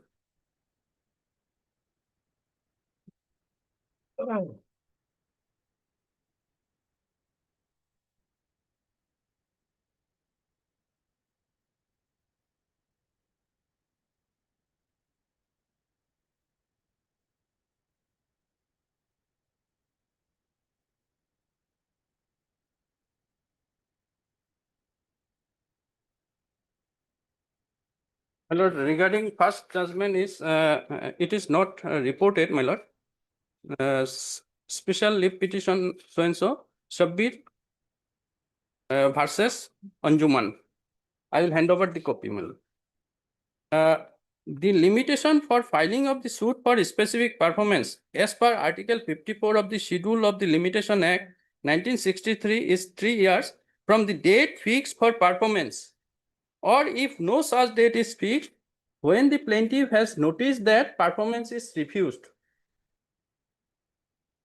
Here in this case, date is fixed and performance was refused. Even if it is admitted that performance was refused, it was refused when the full amount was accepted on 15/12/2008. But in the agreement, it was 30/12/2008. So it should be filed within 30/12/2011. But here in this case, suit was filed in the February. This judgment I am giving. And another, my lord, regarding section co-owners. The co-owner, it is 2000. It is 2024 SC 933 Supreme.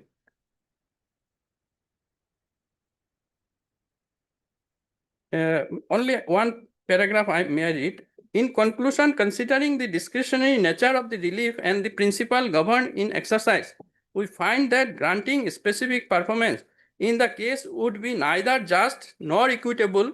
The plaintiff's failure to fulfill the essential contextual terms, coupled with the lack of authority to bind all co-owners, rendered the grant for specific performance inoperative. This equitable remedy sought by the plaintiff cannot be granted in the light of their conduct and the circumstances of the case. So here in this case also, co-owners are not party in the agreement. It is admitted position, and suit was also not partition. Here in this case, everything has been discussed. Consent, regarding consent. If consent is there, then also, my lord, And another section 53, that registration at one paragraph. At this stage, required to be noted that provision of section 49 came into inserted by so and so. Thereafter, section 17(1)(a) came to be inserted by this act with effect from 24/9/2001, by which document contained contract to transfer or consideration any immovable property for the purpose of section 53(a) of the TP Act is made compulsory be registered if they have been executed on or after 2001. Here, the second exhibit 8 was executed on, admittedly on 15/12/2008. This is not a registered one. Then another this pre-judgment I am handing over.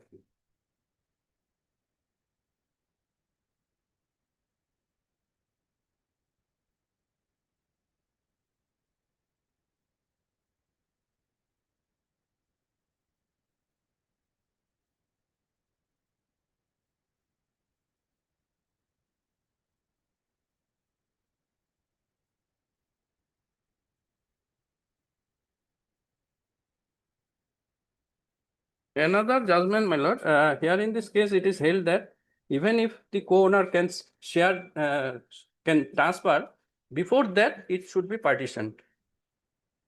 Partition, and here it says that demarcated before making a transfer. It should be demarcated before making such transfer.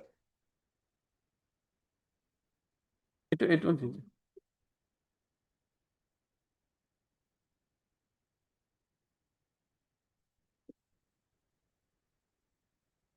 So my humble submission is that, my lord, this second appeal is liable to be allowed. And it may be with respect to the counter claim, my lord, civil division petition, since it has not been decided by both the court below has not decided anything. Neither the lower appellate court nor the trial court. So it ought to have been remanded to the court below for deciding this counter claim filed by the defendant.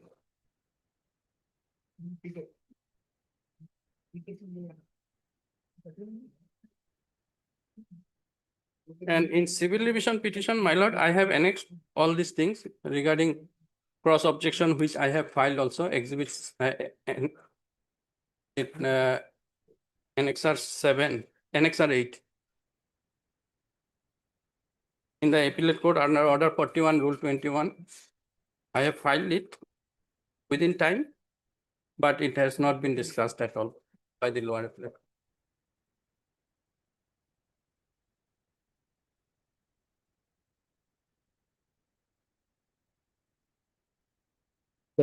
Ground number 3 in the second appeal, whether the lower appellate court erred in law in decreeing the suit of the plaintiffs without following order 41, rule 31. Yes. That pertains to your non-discussion of the counterclaim only.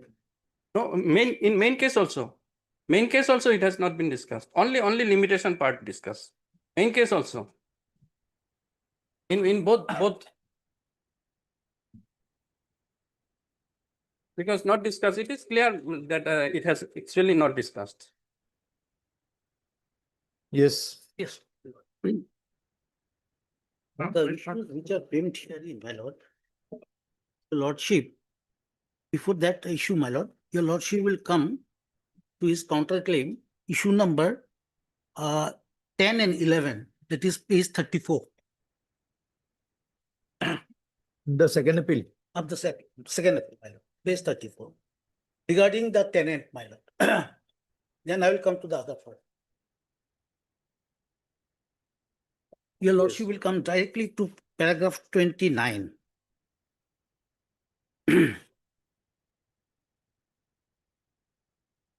29, paragraph 29 of page 34. DW2. May I read, my lord? Yes. DW2 in our cross-examination deposed that there is no agreement of tenancy. He also deposed that there is no receipt of payment of rent. DW2 also cannot say from which year the plaintiffs are occupying the suit land as a tenant. she deposed that the plaintiff are not paying the rent since last 8 years and they have not filed any case previously for area rent. DW3 in his cross-examination deposed that after 2008, they filed a suit for area rent and the same is pending, but cannot say the number of the suit. DW4 in his cross-examination deposed that the plaintiff came as a tenant in the year 1990. In respect of the tenancy, the counter claimant have taken the dual stand. At one point of time, they are challenging the agreement for sale as well as the legal heirs have not executed the same as the property is the joint property, and at the same time they are claiming that the plaintiff are the tenant. The pleading of the counter claimant also itself found contradictory. There is no documentary evidence to show that the plaintiffs are possessing in the suit as a tenant. The plea of the counter claimant of tenancy is not proof. Hence, both the issues are decided negative against the counter claimant. Then issue number 12 and 13. Both the issues are taken together. They are indirectly connected with each other. The learned counsel for the counterclaim argued that the plaintiffs are defaulter in payment of area rent, hence they are illegal occupier and liability vested from the suit land. In this case, it is already held the plaintiff are not the tenant of the defendant. Section 53 of the Transfer of Property Act provides the protection to the transfer of immovable property on the condition that there must be the full satisfaction of the condition as laid down in the Section 53 of the TP Act, and also conditions as listed in the to complete the sale as per the Indian Contract Act. To consider even unregistered sale deed as a transfer protected from the adverse action by the transferee. Section 53A protected interest of the property buyer who has satisfied his comment and is willing to satisfy his comment, and that event the transferee cannot go against him and take back the possession or cancel the sale. Hence, this case the plaintiff proves that there was a written and signed contract of sale in their favor and they had been possession. A right of acquired in favor of the plaintiff on possession of the suit and strengthened on the agreement. There is no prayer for cancellation. Your lordship will take this one. There is no prayer for cancellation of the sale agreement. The plea of the counter claimant that they plaintiffs are tenant and defaulter in the rent payment, hence illegal occupier is not proof. Now, their counterclaim has been set aside on the ground that they could not prove that I am the tenant. On the other hand, my lord, they also agreed that they have received the money and they have to perform it. Now the question of limitation comes. He says 3 years. My lord, the date he has shown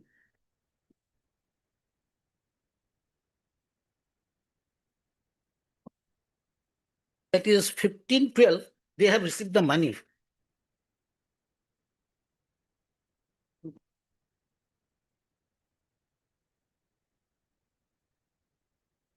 Yes, fine.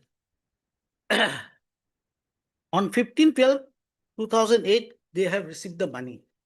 Thereafter, the date was given in the contract that within this period you have to make the payment. If you don't make the payment, your agreement will be cancelled. Now, before that date, my lord, date was 13/11, page number 31, my lord. 15/12/8, I have deposited the requisite amount to them. Thereafter, the sale permission was obtained, my lord, for sale, and he refused to execute the sale. Now the limitation will start, my lord, when he has refused. Because within that period, my lord, I have made the payment. My learned friend says that 3 years, but my submission before your lordship, that within 3 years, the condition was within 3 years, I have to make the payment. I have made the payment. Then his part comes, my lord, to execute the sale deed. And when he reluctant to execute the sale deed, I have given the notice. And it is a settled law, my lord. From the notice, section 53 also I'll come, my lord. that after receiving the notice, if it doesn't come up, then specific performance contract act will come into play. This is the more love and surrender. Where is your notice? That notice has exhibited. Exhibit 7. 7, my lord. 7. The notice was issued. It is in the appeal judgment, it is clearly given, my lord, the notice. Now, my lord, issue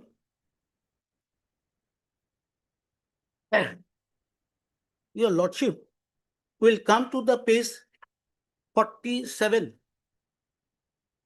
The judgment of the title appeal judgment.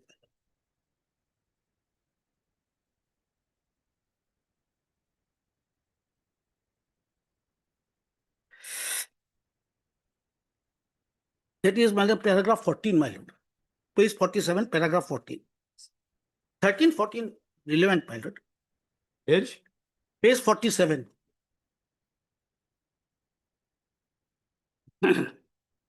From paragraph 13, the appellate court has rightly held, my lord, which the trial court did not look into that aspect, my lord. Paragraph 13, my lord.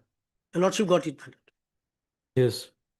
According to the Article 54 of the Limitation Act, the period of limitation is for the suit for specific performance of a contract is 3 years, and the time of limitation start to run from the date fixed for the performance.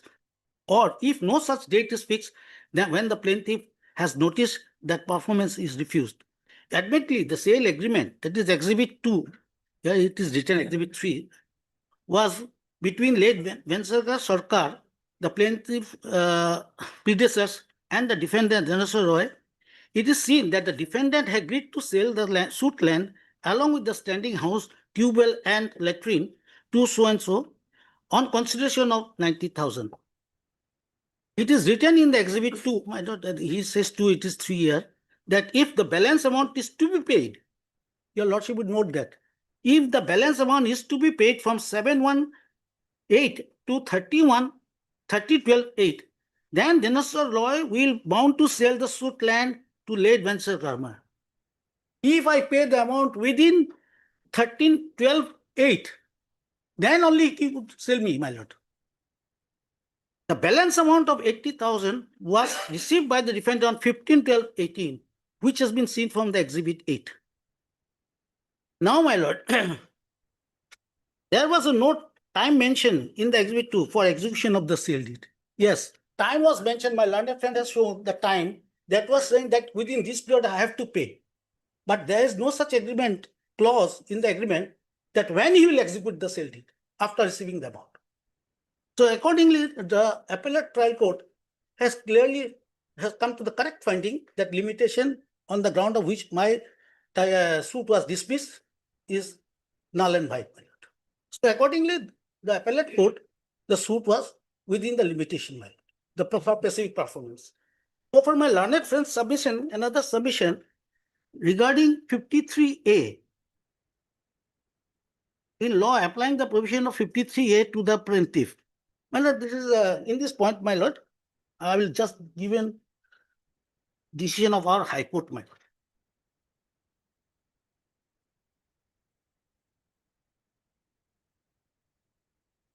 Yes. No, 53A, my lord. I'll get the decision of our High Court. Thank you.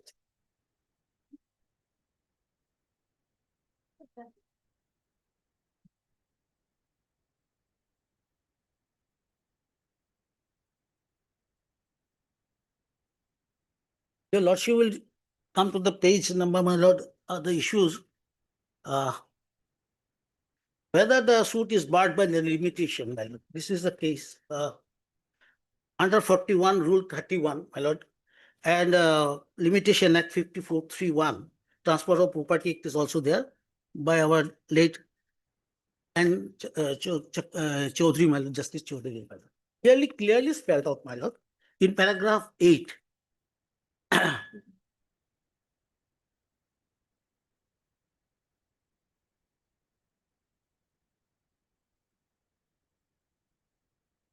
Lordship got it, my lord. Yes. Paragraph 8, my lord. I'm relying on that. Paragraph 8, 9, my lord. My lord, here it is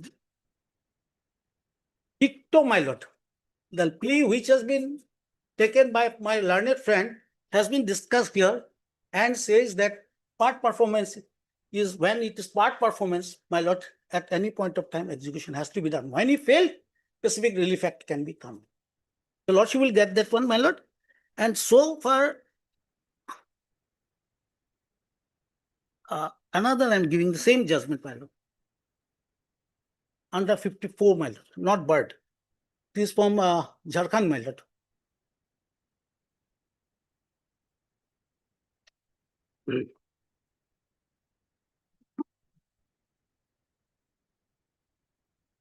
Lordship got it.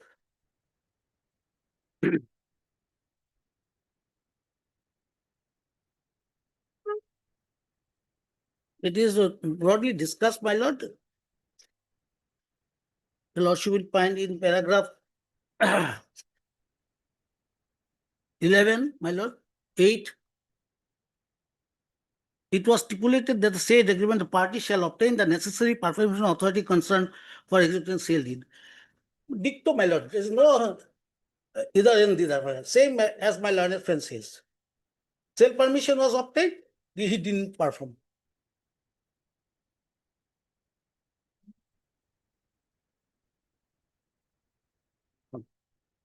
And so far this issue is concerned, my lord, whether the lower appellate court erred in law in declaring the suit of the plaintiff without following the order 41 rule 31. My lord, the recent judgment, it is not mandatory that the appellate court has to follow the every point, my lord. This is given K2.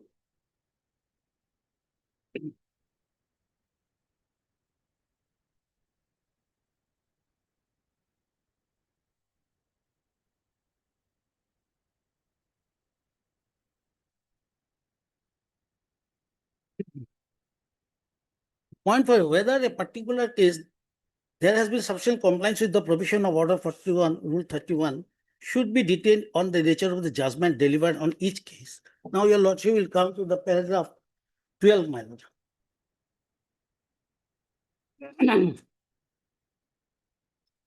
The provision of rule 31 should therefore be reasonably constituted and should be held to require the various particulars to be mentioned in the judgment only when the appellant has actually raised certain point for determination by the appellate court and not when no such point was raised.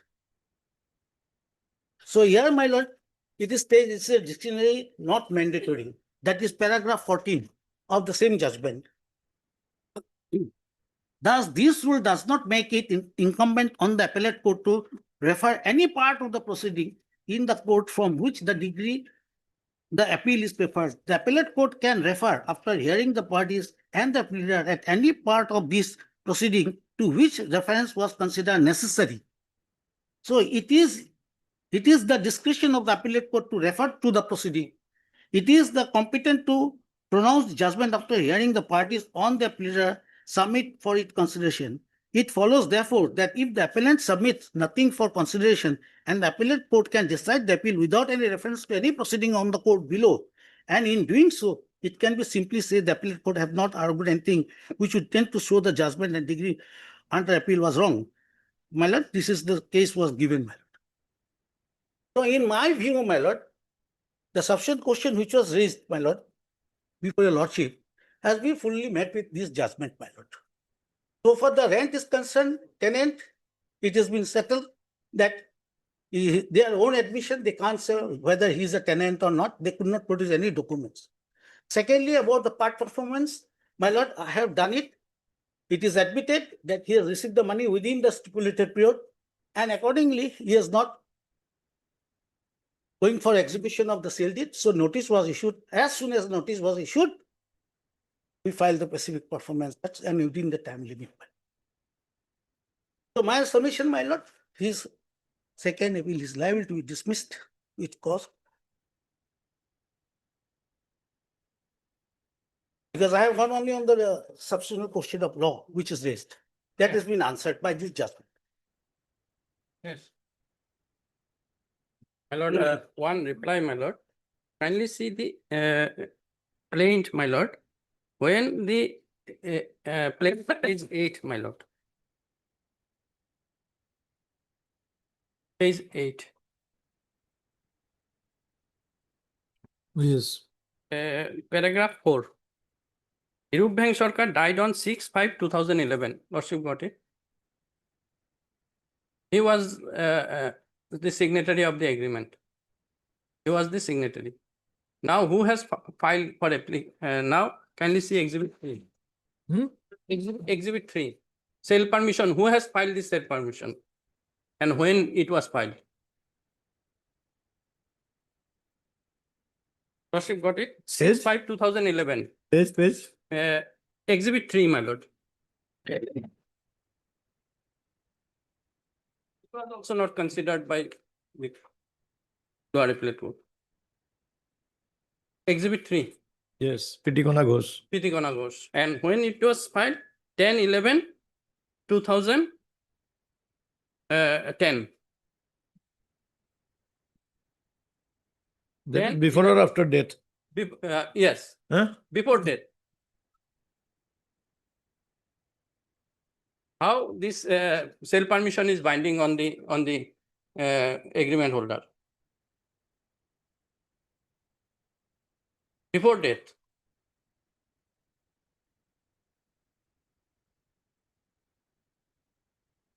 Oh, it's Next not a page. question of this being binding. Question is whether sale permission was granted. Sale permission was granted in favor of Pritikona Ghosh. When? Where is that? Next page, next Yes. Exhibit 4. That is before or after death? Before death.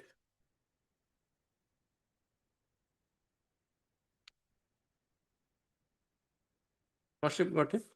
Yes. 21/12/2010. Yes. Our Hirup Bhang Sarkar died on 6/5/2011.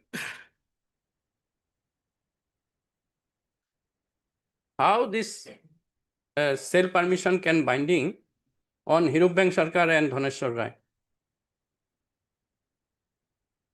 May I clear it, my lord? I am not on the sale permission, my lord. The question here is a specific performance. That means he has admitted that he has received the money and the sale permission was sought for. Whether he has performed his part to sell, to execute this, the legal heirs of the defendant, my lord. That is the issue here. Because he has received the money, as I have shown you, my lord, on 15/12/2008. Thereafter, he was reluctant to go for the sale deed. Naturally, I have to go for the specific performance. Section 54, 53 will protect me, my lord. I am in the possession of land. By showing this sale deed, my lord, it may be during his lifetime, this sale permission was given. It is admitted fact that he has sold the land to me. By his submission, I am saying that, my lord. If it is in the name of the deceased also, my lord, it shows that he has agreed to sell the land. After his death, his legal heirs are not coming up for selling to sell the land. When he received the consideration amount, it is his own admission, well.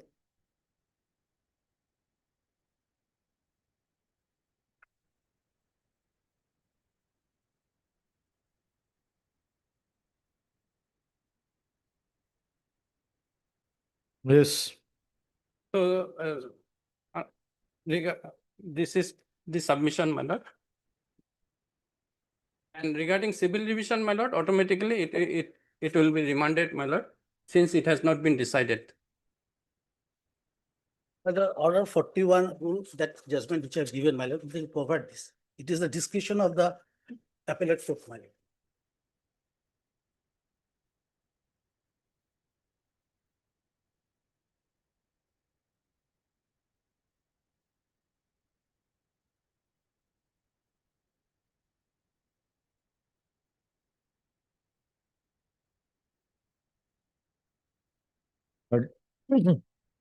Good counsel for the appellant and the counsel for responding. Judgment is rejected. এসব civil রিভিশনটা আছে petitioner and respondent Still, Uh, Can I have those judgment? I'll write over that it is for defendant. I think I'll have already written. I'll oblige for that. I was thinking. Much obliged. Okay.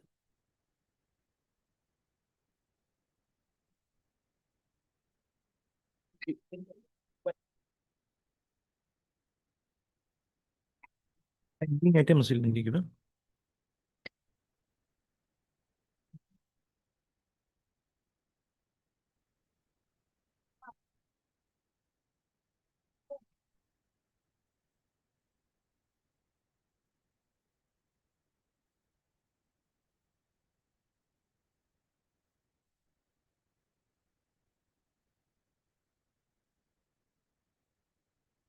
Yes. Yes, may please your lordship. If the appellant is aggrieved, the judgment and order dated 30/4/2015 passed by the learned additional district judge 1 Kamrup Gauhati entitled appeal number 13 of 2012, allowing the appeal by decreeing the suit of the plaintiff public respondent by reversing the judgment and decree dated 27/9/2012 passed by the learned civil judge number 3 Kamrup at Gauhati in suit number 186/1996, lordship.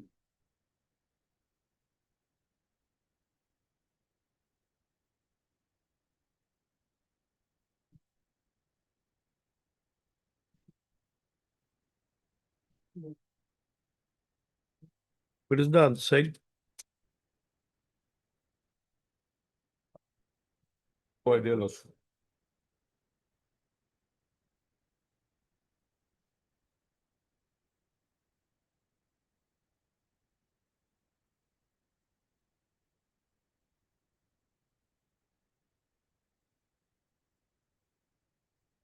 Take it later then, otherwise difficult again, second appeal.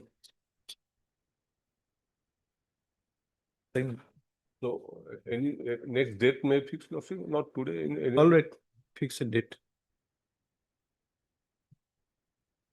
And learned counsel for appellant is present, however, appears for the respondent, lays the matter again on. Obliged, lordship.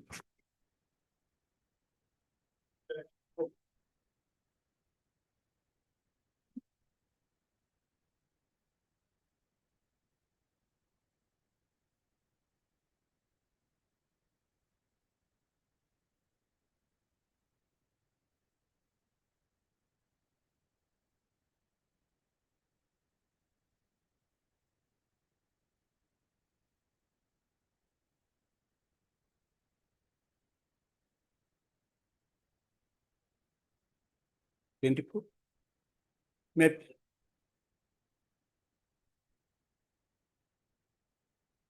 appellant are the claimants in the MSC case number Again, one. no one for respondent. He was there, my lord. Mr. Roy was.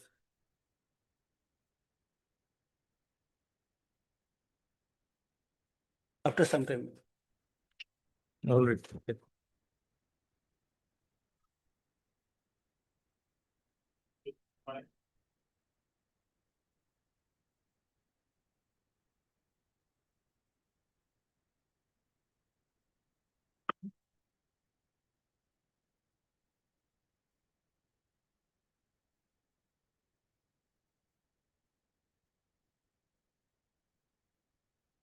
With the loss of Malad. That is on the earlier occasion, Malad, at the matter, Malad. Yes. Question is raised, Malad, whether the dishonorable court passed frame the additional substantial question of law, Malad. But regarding fake contract, Malad, exhibit 1.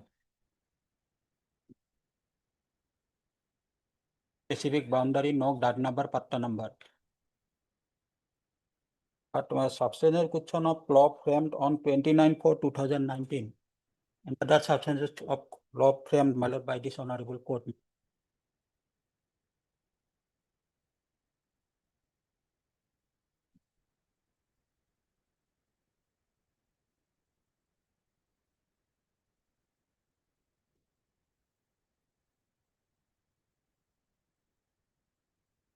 No, what are you submitting? I'm not following. Another substantial question of law? My lord, another substantial question of law regarding my lord, a fake contract, my lord. I have also mentioned in the memo of appeal, my lord. No, whatever you may have mentioned in the memo of appeal, substantial question of law was framed on 29/4/19. 19. Ah. Another frame, my lord, but I have mentioned memo of appeal, my lord. It was not framed, my lord, by this honorable court. Not taken into account.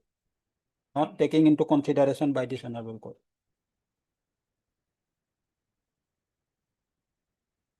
Where is that? Page 3, my lord. My memo of appeal.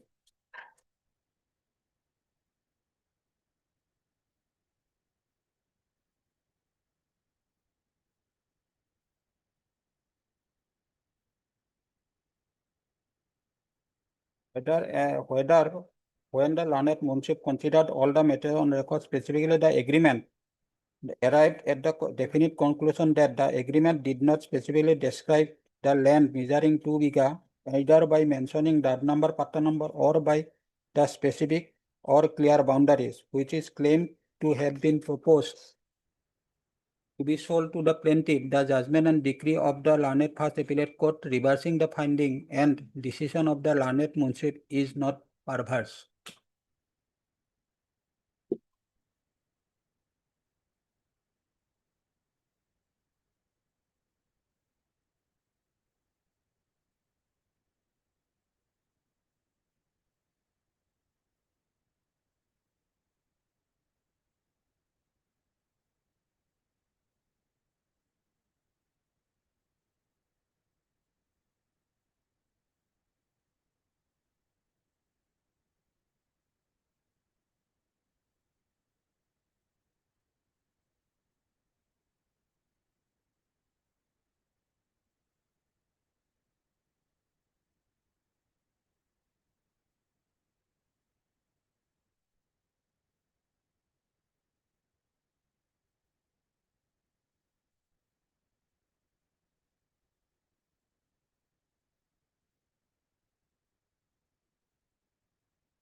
I think this is included in the question of law framed by the court. No, my lord, not specifically included, my lord. Otherwise, it is a question of fact mostly, But not a question of law, much less a substantial question of law. Whatever you have stated, this is regarding the boundaries. boundaries and DUG number, pattern number, no specific boundaries, and both DUG number, pattern are in the exhibit 1. This is This matter under section 29 of the Contract Act, my lord, it is a fake agreement, my lord.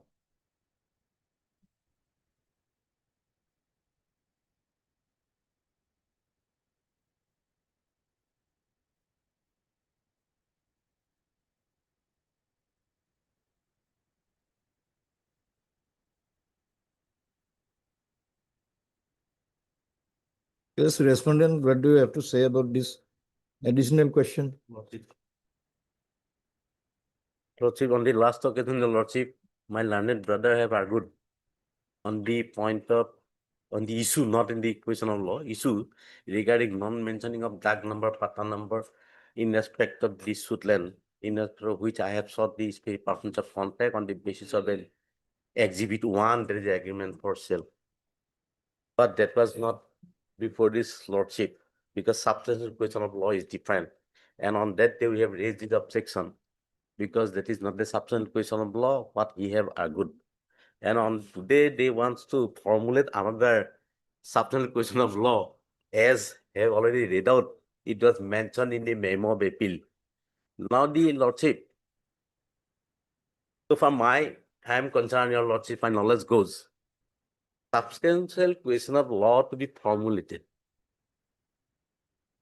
on the basis of, basically on the basis of the pleadings. Now they want to formulate another substantial question of law as already I read out. May I read out this? Because now they are relying. Because when the memo was, the appeal was filed, the second point was substantial question of law. They have formulated whether when the learned Munship considered all the materials on record specifically the agreement and arrived at the definite conclusion that the agreement did not specifically describe the land measuring 2 bighas either by mentioning dag and patta number or by the specific and clear boundaries which is claimed to have been proposed to be sold to the plaintiff, and judgment and decree of the learned first appellate court reversing the finding decision of the learned munship is not perverse. So, as observed by the honorable court, your lordship, that is the question, purely question of fact.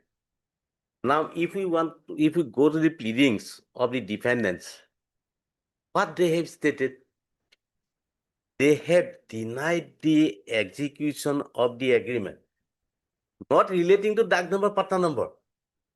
Their specific claim is that the defendant did not execute the exhibit 1. And it is also denied that they have received any amount from the plaintiff. It is a specific claim in the pleadings. Not a single averments they have made in the pleadings that the agreement which I have executed, it cannot be enforced because there is no specific boundaries. There is no doubt, although I have executed the agreement. If that be the pleadings, then the substantial question of law definitely formulated. Number one. Number two, when the trial court passed the judgment, trial court held that you, the defendant, entered into agreement, you, the defendant, executed it, and you, the defendant, received it. That means execution is admitted. Rather, I cannot pass any judgment to, trial court says I cannot pass any judgment to enforce the agreement because there is no dag number and patta number. That is the pleadings. That is the findings of the trial court, which we have challenged before the appellate court. First appellate court says, because under the law as provided under Transfer of Property Act, is enforceable because although tag number, patta number has been given, but in the agreement it has been specified that you are going to purchase 7 bighas of land from one Ganesh Das or Kolita of this place. And as you have no money at that time, so you have agreed to sell 2 bighas of land out of that 7 bighas to the plaintiff. It is not the case before the learned trial court that you see, yes, I entered into agreement, but in respect of not this land, in respect to the other plot of land of our defendants, of belongs to me, and I have entered into land with Ganesh Das. If that be the position, then I have no case. Because definitely he may purchase 2 different plot of land at that same place of Ganesh Das. There is no specification. But here in this case, it is not this case of the plaintiff, defendant appellant here, that there are 2 different plot of land. He says that yes, I agreed to purchase some such and such 7 bighas of land from so and so. I have no money. So you have to pay the amount. So I paid it. So I will go to sell out 2 bighas of land out of that. That is his case. Now, under that circumstances, whether this type of substantive question of law can be allowed by the honorable court, which is not in the pleadings. Because apex court says,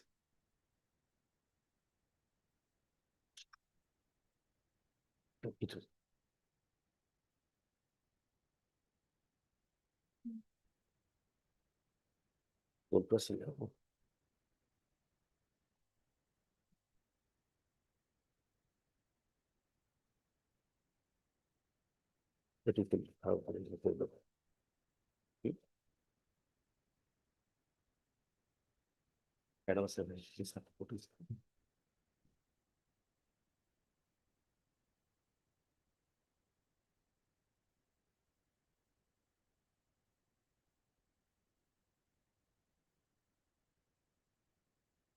1997 5 SCC 438.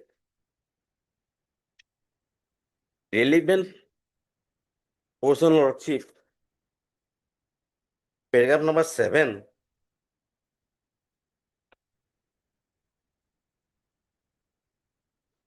And subparagraph 2. Generally speaking, Lordship got it. Generally speaking, an appellant is not to be allowed to set up a new case in second appeal or raise a new issue not supported by the pleading or evidence on the record, and unless the appeal involves a substantial question of law. A second appeal shall not lie to the High Court under the amendment of the provisions. So as submitted my learned brother, that he wants to formulate, and he opposed the Honorable Court to formulate a new substantial question of law on that point, what he had argued. So now we have to consider whether there is a pleading. Not a single averment in the pleading, Your Lordship.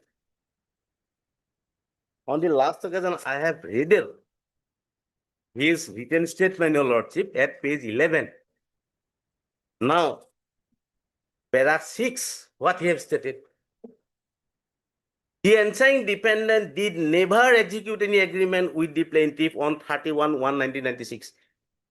If it is your case, then how this question come? How does your question, your formula substantive question of laws come? Because there's no pleading. If there's a pleading that yes, although I have entered into agreement, because as there is no specific tag number and patta number, it is not enforceable, all right. Then the matter would be different, Your Lordship. So my submission before Your Lordship, new substantive question of law cannot be allowed to be formulated because not in the pleadings. In any case, it was there in the memo of appeal and the court thought it fit not to formulate on that point. That is of consideration. That is why. And even supposing it is formulated, we are yet to hear your answer on the point already formulated. Already formulated. Yes.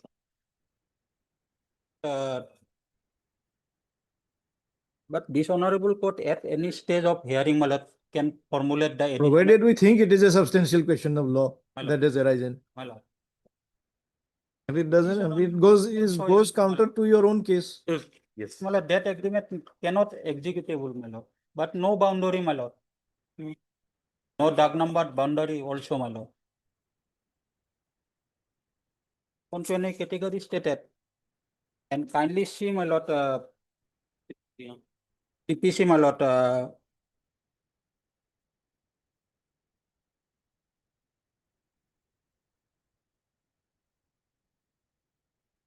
Order 7, Rule 5, my lord.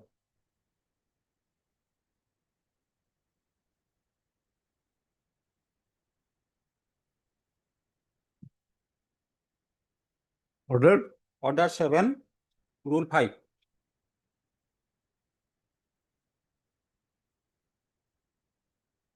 Where the subject matter of the suit is immovable property.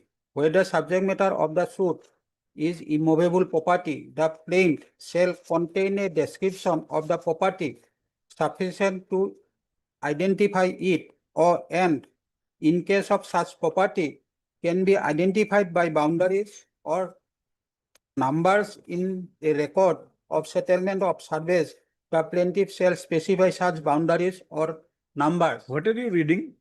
Orders? Order 7, Rule 5. Rule 3, my lord. Order 7, Rule 3.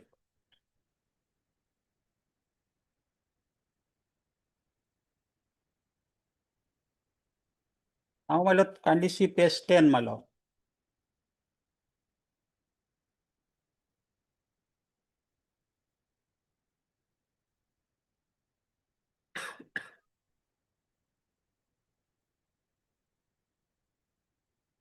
Number 10, my lord, kindly see, my lord, Schedule B.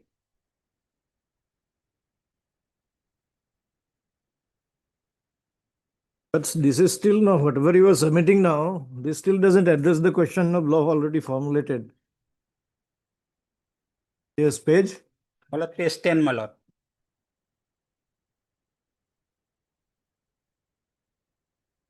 scheduled property, my lord, Schedule B. Yes. 2 bighas of land out of a scheduled land covered by Dag numbers, Patta number of village Uttar Bankata, Mauja, Sub, Samoria.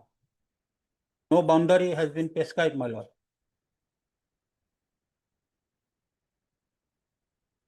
Without boundaries, how my lord, executing court execute that, if allowed, my lord, executing that decree, my lord.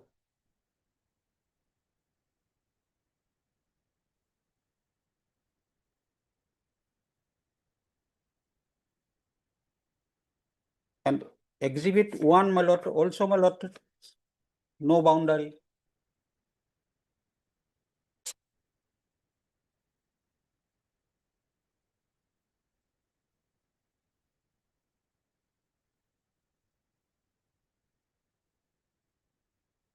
Or I heard it argued, my lord, that it is the vague contract, my lord. And section 29 of the Contract Act, my lord, is clearly stated, my lord.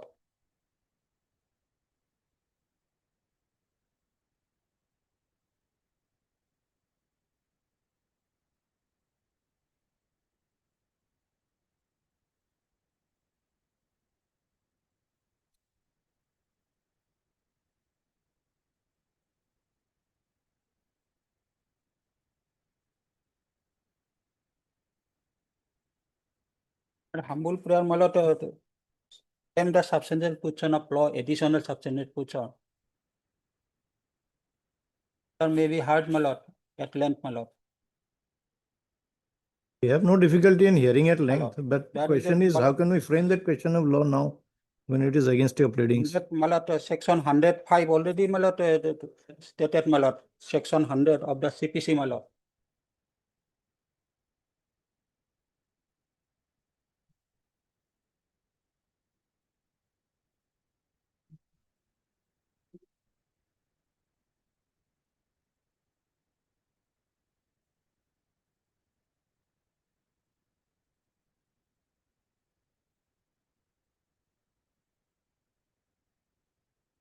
Okay, we'll come back later.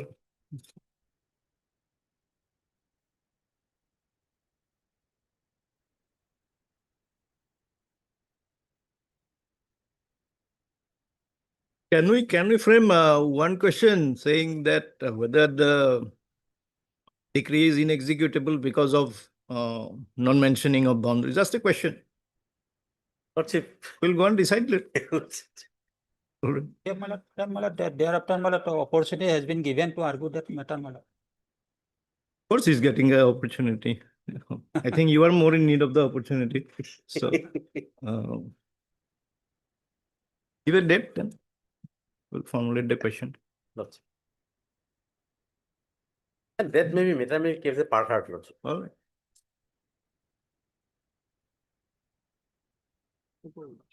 I'll dictate the order later on. Give the date.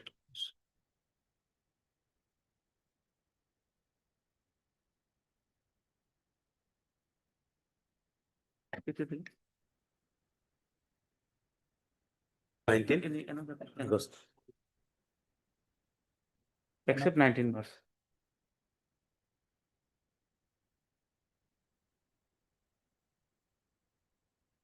March doubtful.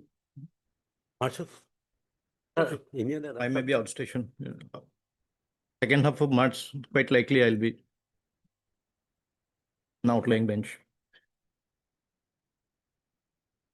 7th of April. Oblige.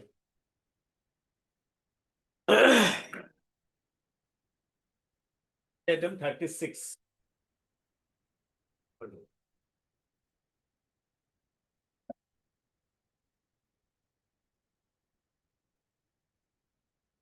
May it please the lord. Mr. Chaudhary, Yes, my lord.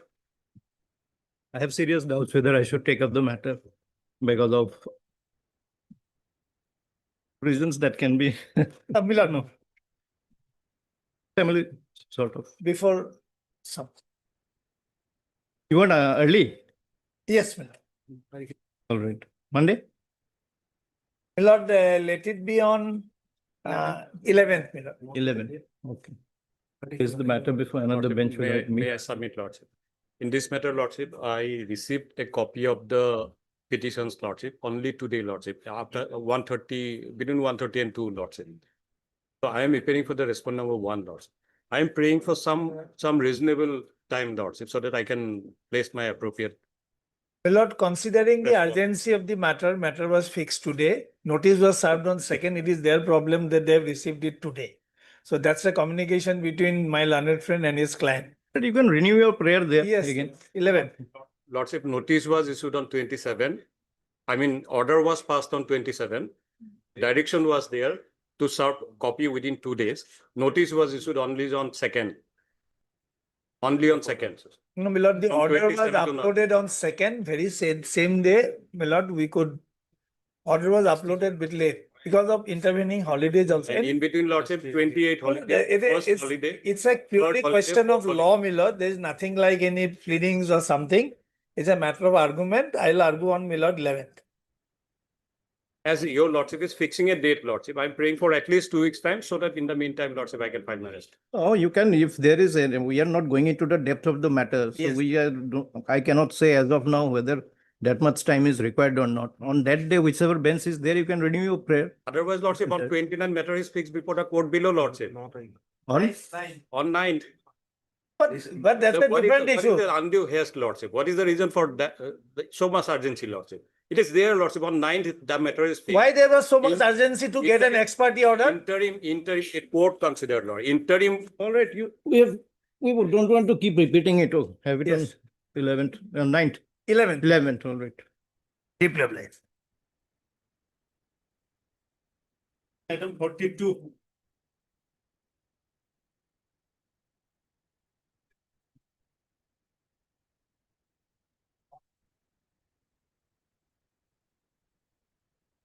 Your Lordship. Yes.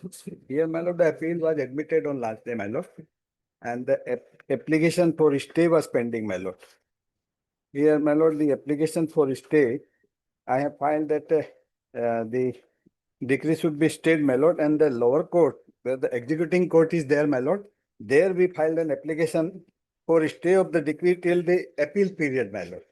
And the executing court, my lord, will find the order at page 8, my lord. Page 8.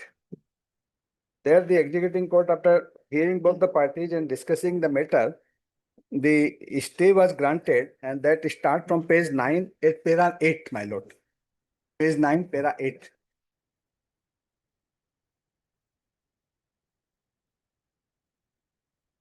Accordingly, the court is of opinion. Page 9. Page 9, para 8 of my stay application. Which is stay application, this one. IS 677. No, this is RFA 19.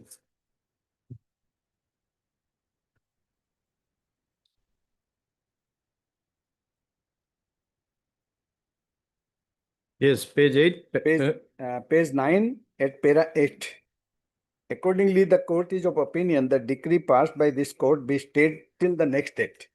This court is of opinion that as per the provision order 21 rule 26(3) of CPC, the decree which has been passed in this regard to the matter relating to the landlord and tenant eviction, which was pending since 2009, and there has been an arrear of rent to the tune of rupees 17,28,000, and the decree holder should not be deprived of the fruits of the decree. And as per the provision of order 21 rule 26(3) of CPC, this court deems it fit to direct the judgment debtor to deposit 25% of the rent amount, that is 4,32,000 as security deposit. JD is directed to submit the same via check number so-and-so, not to be encashed without the leave of the court. Check be deposited within 1 week from so-and-so, and the check be deposited at the office of the civil. Then after, my lord, in accordance with the condition, my lord, on the next page, at page 11, we deposited the check. We deposited the check and 4,32,000. 4,32,000. And accordingly, the court has passed the order that we have complied with the order. That is the direction of page 32, page 12, my lord. Now the thing is that here we prayed for the stay of the decree, because already the security amount which was there we have deposited. Now here your honor will find the suit was with the suit for ejectment. And the copy of the plaint, my lord, which is there with our affidavit in reply. Because in the meantime, they have filed an objection to my stay petition. They are claiming that the rent which has been decreed by the court, according to them, is from June 2008 to till now. They have calculated is 5 crore something, my lord. But the fact is different, my lord, because I have annexed the plaint also, my lord, copy of the plaint also. What is the prayer of the plaintiff in the plaint?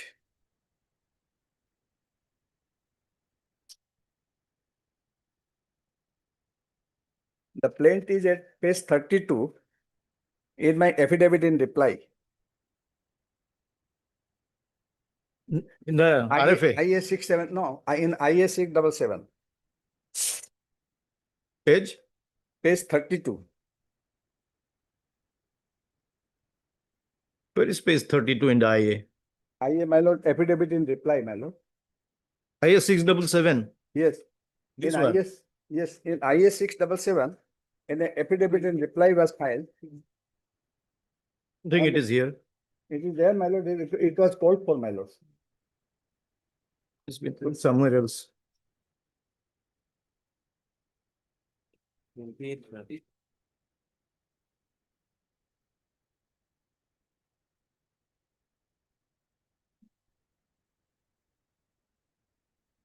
Page 32.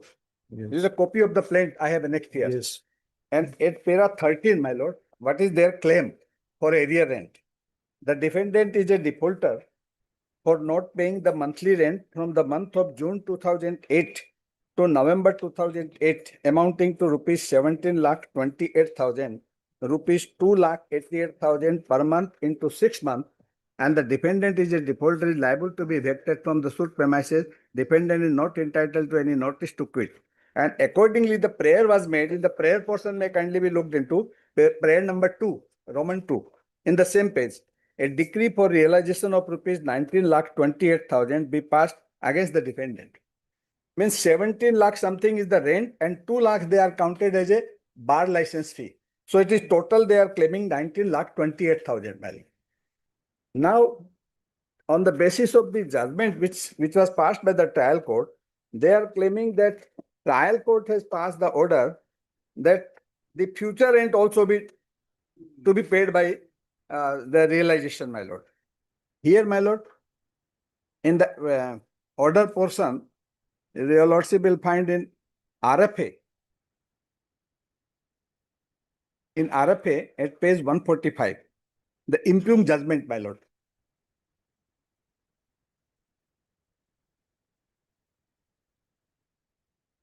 It is the decree portion.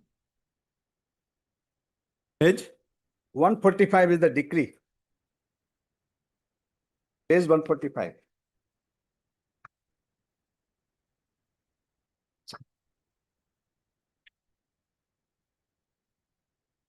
Yes.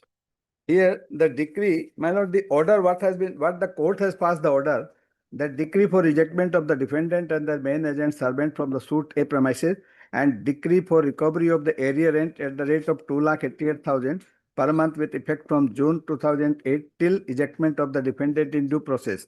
Then interest-free refundable security of rupees 20 lakh paid by the defendant to the plaintiff at the commencement of the tenancy and the payment already made by the defendant to the plaintiff by depositing that in the court or otherwise shall be adjusted with the area of rent. Then, my lord, in the next page, your lordship will find the what amount to be realized from the defendant. That is in Schedule B. Schedule B is area rent from June to November 2008 is 70,28,000. And amount payable for using the bar license is rupees 2 lakh. Total is 19,028 lakh. This figure is decreed by the court actually, my lord. This is the figure amount which has been decreed by the trial court. Yes. And accordingly, the trial court, as per the order of this court, by this decree, my lord, directed me to deposit the security deposit, which I have complied with. Now, my lord, they have filed an objection stating that the entire area rent from June 2008 to till now is to be realized.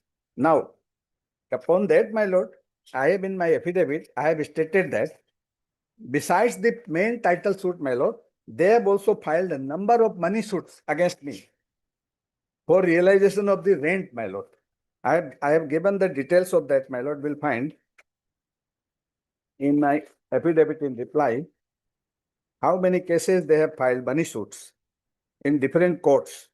The list which I have given in my affidavit in reply at page 25. No, let us first be clear about one thing. In page 145, Yes, number 2, yes, with effect from the month of June 2008 Yes. till ejectment. yes. That decree, this order has been passed, Yes. but actual amount to which to be realized, that is in Schedule B. That order is passed, my lord, this is slip of my mistake by something else like that. Because neither it was prayed for by the plaintiff. In the plaint portion, my lord will find only 17 lakh something from June 2008 to November 2008. That was their prayer, my lord. In the plaint, Why this date, November 2008? November 2008 is the defaulting period. After that, you have paid. No, their claim is that I have defaulted the rent from June 2008 to November 2008. So for this amount, they have sought for a decree for realization of the amount in the title suit. Thereafter, my lord, they have filed several money suits against me for realization of the rest of the amount, rest of the rent, my lord. And that money suits were pending in different courts.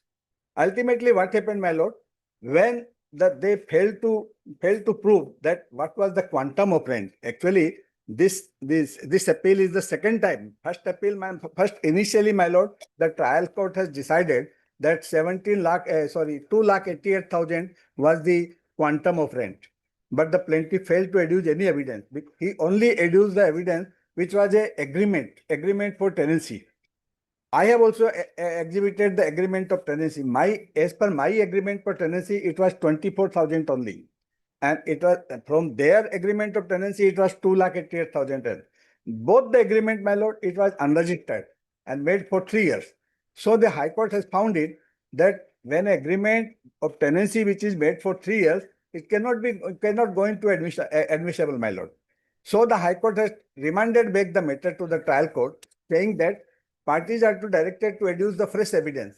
What was the quantum of rent? What was the due date? And what was the mode of payment? The plaintiff did not avail any opportunity to produce any fresh evidence. Again, the trial court has passed the similar order, which was passed by his predecessor, my lord. So this appeal is there before your lordship. Now the thing is that regarding, my lord, the rest part of the rent, my lord, after November 2008, he has filed several money suits against me for realization of the future rent. And different money suits, I have given the details of the money suits, my lord, in my affidavit in reply. It page 25. Altogether, 5 money suits are there, my lord. Money suit number 239 of 2008 in Civil Judge 1, Gauhati, from December 2008 to September 2008. Have your lordship got it? At page 25. All right, that. So then next is money suit number 269, then money suit 220, and money suit 96 of 98. All the money suits, my lord, it was on the prayer of the plaintiff himself. It has been stayed, my lord. Why it was stayed? Because he thought that the quantum has not yet been decided. So let the matter be stayed. Let the main suit be decided first. What was the quantum of rent? Accordingly, the suit will go. So till then, all the suits are stayed, my lord. In High Court also, my lord, they came up before the High Court. This order of the High Court is also there, my lord. Here at page 37, regarding the stay of these money suits, the High Court has passed the direction, my lord. Page 37. Of your affidavit. Yes, my affidavit in reply.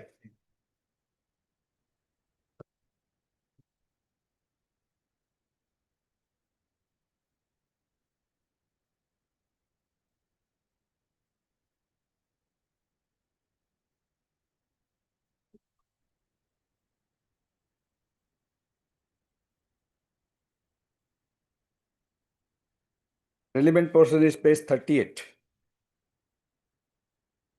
After filing of the said money suit, the petitioner filed application 151. Petitioner is the plaintiff himself before the court of civil judge seeking for stay of the further proceeding of the money suit on the ground that matter remanded by the High Court was yet to be decided, and until the said issue is decided, money suit 269 claiming only the rent cannot proceed. The said petition was filed on 151 by the petitioner. The learned court below, by the impugned order dated 28/3/19, rejected the same, holding that for staying of the suit, there are express provision under section 10 and 11 of CPC, and the plaintiff cannot take recourse of the said provision. Thereafter, my lord, the High Court has decided from the contents of the impugned order, in my considered opinion, the petitioner can well file the application under the relevant provision of CPC upon the learned court below can pass the appropriate order, in as much as the learned court below did not go into the merit of the petition. Mr. J. Sharma fairly submit that there is no bar in filing the application section 10 CPC by the present petitioner. Considering the same, the revision petition is disposed of. So in this way, that money suit was stayed. Thereafter, my lord, the other judgment at Annexure F, page 40. And here, my lord, relevant part, page 41, para 3, the details of all the money suits are mentioned there, which the plaintiff has filed. And all the money suits were ultimately stayed by the High Court, taking into consideration that the quantum of rent is to be decided first in the main title suit for ejectment, and thereafter the suit will proceed.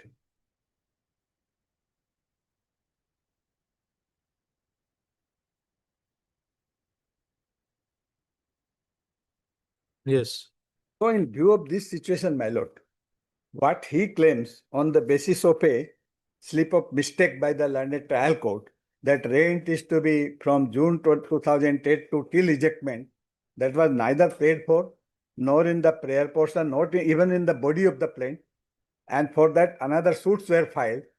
So for that he cannot insist for the security for rupees 5 crores 90 lakh. That is, my lord.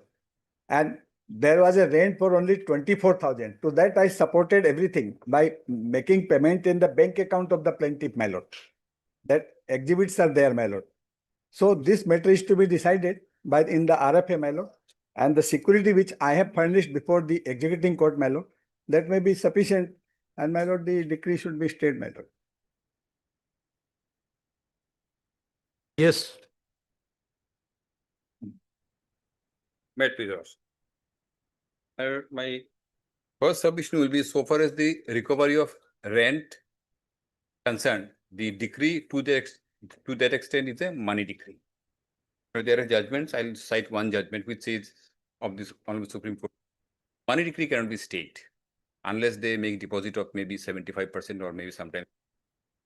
I'll cite that judgment a little later, man. And here, what has happened? My learned friend is saying that agreed rent is 24,000. Lordship, may kindly have a look at page 21 for a moment. In my plaint, we have prayed in the plaint that rent is 2,88,000 per month. Lordship, may kindly turn to page 21. It is the plaint. And at page 22, paragraph 2B, page 22, my lord. Yes. Paragraph 2B, we have specifically stated that the monthly rent for of the demised premises is mutually fixed at rupees 24,024 per square feet, total being rupees 2,88,000 only, payable within the 5th day of every succeeding month according to the English calendar month. This is our claim in the plaint. Now, what was the case of the, my lord, present appellant defendant before the trial court? For that, Lordship will kindly see page 38, my lord.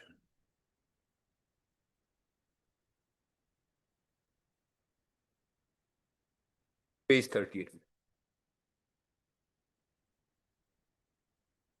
Page 38, paragraph 15, they have initially denied our claim that rent was 2,88,000. And then in the second subparagraph, my lord, towards the, from the bottom, lordship comes to sixth line from bottom. The defendant has paid the rent for the month of April 2008 and May 2008 at the rate of 24,000 per month in cash, along with the auction sale, etc. So their assertion before the trial court was that rent was 24,000 at the rate of 2 rupees per square feet. My lord, a building, two-story building in an area located between Paltan Bazar and Ulubari on the GS road, 6,000 square feet, two-story building, 12,000 square feet, two-story building. Can the rent be, my lord, 2 rupees per square feet? And by considering this and also the contemporaneous evidence we have led before the trial court showing other documents, other agreements where the rent was much more than 24 per square feet, we have proved before the learned trial court that rent is actually 2,88,000 per month. And they are running a business, my lord, they are a hotel business, which has a, my lord, running bar also with a bar license, which I had. And they are saying that rent is rupees 24,000. We are saying it is 2,88,000. Lordship, kindly visualize the difference. If there is a difference of 2,000, 3,000, 4,000, 5,000, 10,000, matter would have been different.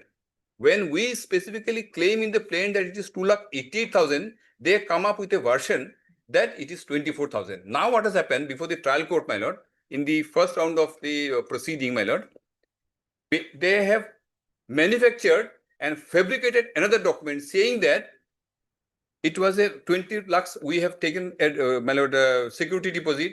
They say it is a loan we have paid to you. And for recovery of that, they filed a money suit. Money suit was dismissed, holding that there is no such loan. It is a security deposit. They, for fabricating the document, forgery, they were convicted by the trial court. And that case is pending before the Honorable Supreme Court now. This is the position, my lord. Now, in view of that, the learned trial court panel initially decreed the suit so far as eviction suit is concerned. The money suit they filed was dismissed by the trial court. Then matter came on appeal before this Honorable Court. This Honorable Court had held in the earlier round of litigation that the document on which we relied on, saying that this is the tenancy agreement, that was for a period beyond 1 year, my lord, it was for 3 years. In terms of the provisions of section 49 of the my lord Registration Act, your lordship is aware, registration is a must if it is more than 12 months. Since it was not registered, this Honorable Court held that this document is excluded from the evidence. But matter was sent back, allowing both the parties to adduce evidence for the purpose of determination of rent, etc., etc., my lord. Now the trial court has, after considering all the evidence on record, come to a specific finding, which I'll just now show you, lordship, my lord. Please tell me.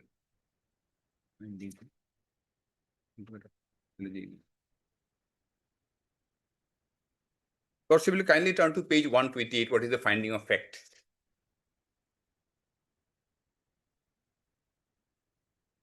Paragraphs, I'll just read, just 2 paragraphs. Page 128. Now they want an entire stay of the entire money decree of 5-6 crore on the ground that they have made some deposit before the trial court, and the deposit which they made before the trial court is what I'll just show from the provisions of the law, my lord. Para 52 at page 128, my lord. If your lordship has got, I'll just read, my lord. Yes. However, one of the facts which needs to be established in the case is the mode of payment of rent. It appears on the perusal of the pleadings as well as in the evidence of PW1 that the mode of payment of rent couldn't be made clear, and during the cross-examination of PW1, it has been admitted by PW1 that the defendant paid rupees 2,88,000 as rent for the months of February, March, April, and May 2008. But there was no such document submitted to prove the same, and even if the plaintiff had categorically stated that he had issued money receipts, but the said couldn't be produced by the plaintiff side, nor any application was filed by the plaintiff side to produce the receipt in court. It is quite clear that there was no money receipts at the hands of the plaintiff to prove the mode of rent, but it is apparent that monthly rent was fixed at the rate of rupees 24 per square feet, and the rent was fixed at rupees 2,88,000 per month, and the said should be paid within 5th of every succeeding month. Well, this is a finding of fact. After hearing the first appeal on merit, what your lordship does subsequently, today we are not aware. Today we are concerned with the finding of fact recorded. Now the next paragraph is very important, my lord. The plaintiff PW1, a former minister and bank director, testified that the defendant's partners, leveraging their cordial relationship, misrepresented that Exhibit T was needed for saving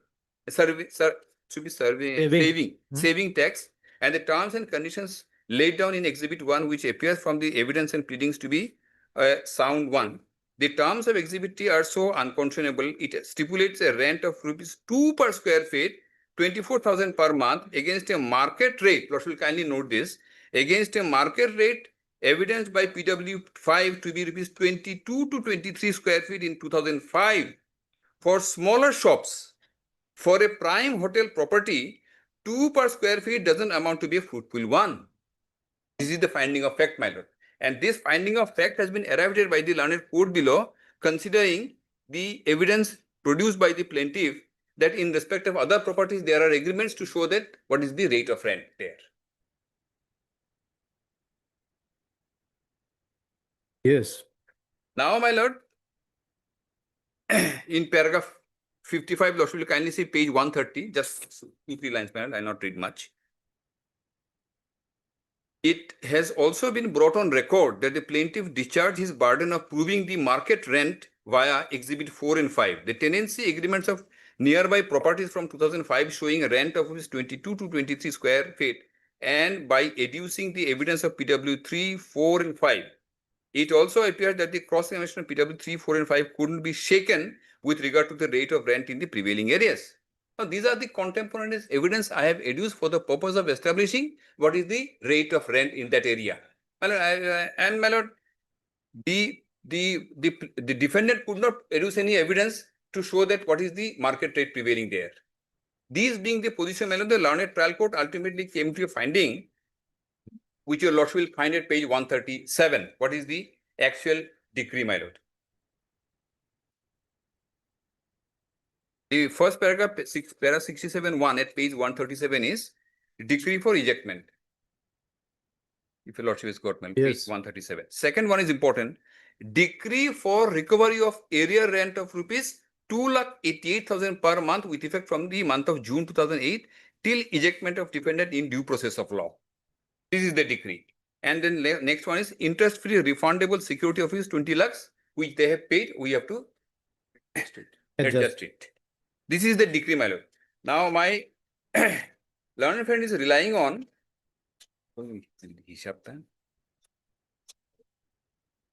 page, my lord, decree. My lord, decree was prepared subsequently, and in the decree there is, my lord, page 145. Lord, should kindly page 145. This is creating some confusion, my lord. Page 145, my lord. Paragraph 2 says decree for recovery of area rent of ₹2,88,000 per month with effect from the month of June 2008 till the ejectment of the defendant in due process of law. In course of trial, the defendant has taken a stand that according to me, a rent of is 24,000 only, and I am depositing in court. Now, one very important aspect is, my lord, the document. The document on which they relied on, a tenancy agreement, based on which they claim that rent is ₹24,000 only per month. This has been adjudged in a particular manner in the earlier round of litigation, and so far as this finding on issue number 6 is concerned, that has not been reversed by the Honorable Court in the first judgment passed. The finding is, that is not annexed. That shows paragraph 43, issue number 6. In view of the detailed discussion made in paragraph 28, 29, 30, and 31 of the judgment, and also in view of the fact that defendant has not been able to prove the due execution of a lease agreement dated 1/12/2007, that is Exhibit 3 or Exhibit T, by examining the attesting witnesses thereof, I am constrained to hold that Exhibit 3 or Exhibit T is null and void. The document on which they placed reliance was adjudged to be null and void by the learned trial court, which was not disturbed by the Honorable Court while remanding the matter, because remand was on a limited issue to ascertain what is the quantum of rent and then, my lord, mode of payment, etc. So this finding has remained. And today you are saying that no, rent is 24,000 per month. And therefore there should be stay.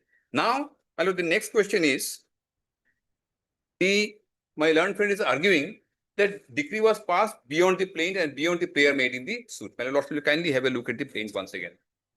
And it starts from page 21. Lordship will kindly see the prayer portion.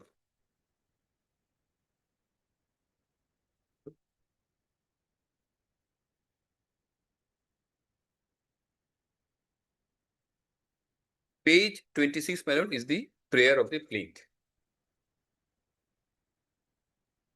If the first prayer is for ejectment, second one is important, a decree for realization of rupees 19,28,000 be passed against the defendant. Now, this 19,28,000 is the amount which becomes due as on the date of filing of the suit. Now, in the plaint, my lord, we have clearly averred that our rent is 2,88,000. Now, when the court passes a decree for realization of 19,28,000 and also finds that you are a defaulter because you have deposited only 24,000 per month and not 2,88,000, can you say today, no, remaining balance amount I will not pay? Assuming for a moment that technically speaking, there is no separate and additional prayer that the future rent also. Even if it is assumed to be correct that technically you should pay for future rent also, my lord, your lordship is aware of the provision of order 7 which says lordship can always mold the decree. And there is a prayer in the fourth prayer, my lord, sixth prayer, any other relief may be decreed to which the plaintiff is entitled. You have admittedly deposited only 24,000 per month. Assuming you have correctly and regularly you have deposited in the court below your rent according to you, which is 24,000. What about the rent determined by the trial court now that it is 2,88,000? Can you say, because there is no prayer for subsequent months, I'll pay only 24,000? You cannot say. And therefore, the learned trial court has correctly calculated it to be 2,88,000 per month and ultimately came to specific finding that today's due we have calculated, which your lordship will find, your lordship may kindly have objection. In our objection, we have calculated.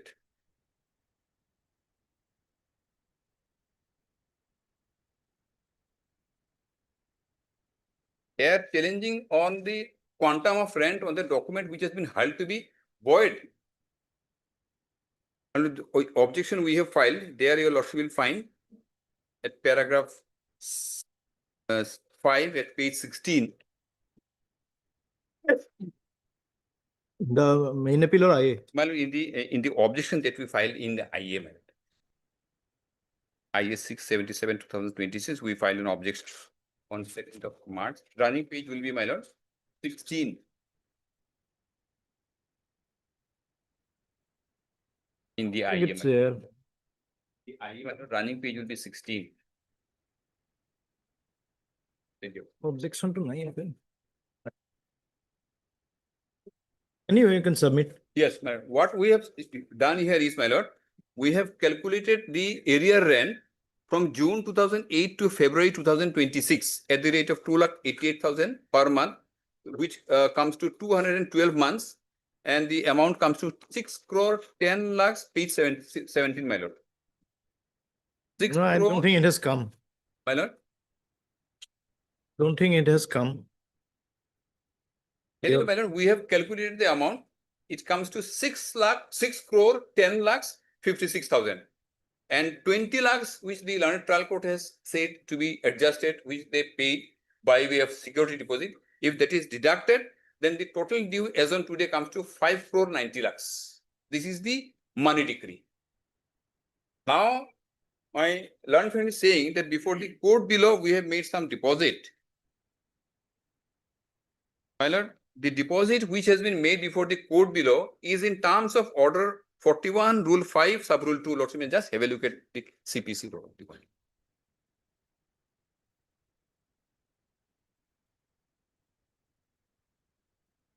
The civil procedure code by the provisions order 41, rule 5, sub rule 2, if your lordship has got my name. Order 40? Order 41, rule 5.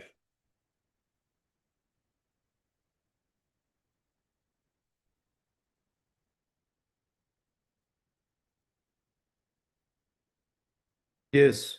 My lord, sub-rule 2, if your lordship kindly goes to, my lord. This provision gives power to the court which passed the decree, that is the court below trial court, to pass an order of stay. It says stay by court which passed the decree. Where an application is made for stay of execution of an appealable decree before the expiration of the time allowed for appealing therefrom, the court which passed the decree may, on sufficient cause being shown, order the execution to be stayed. Now, in the sub-rule 3, C says that 3 says no order of stay of execution shall be made under sub-rule 1 or sub-rule 2 unless the court making it is satisfied. 1, 2, 3. C says that security has been given by the applicant for the due performance of such decree or order as may be ultimately be binding upon him.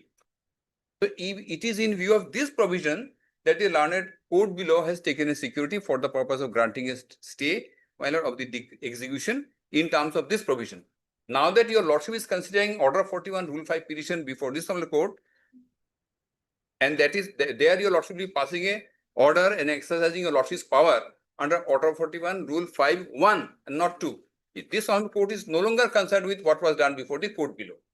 Now the fresh consideration of the application for stay is there. So my submission with your lordship is, that this being a money decree, there is no question of any stay, my lord. Lordship, in a similar judgment of the Honorable Supreme Court, my lord, I'll show, my lord, how it is similar. This is 2005, volume 1, SCC, page 705, Atmaram Properties versus Federal Motors. Lordship, may kindly see, in order to see the similarity of the case, paragraph 3 first, my lord. Lordship has got, my lord, paragraph 3.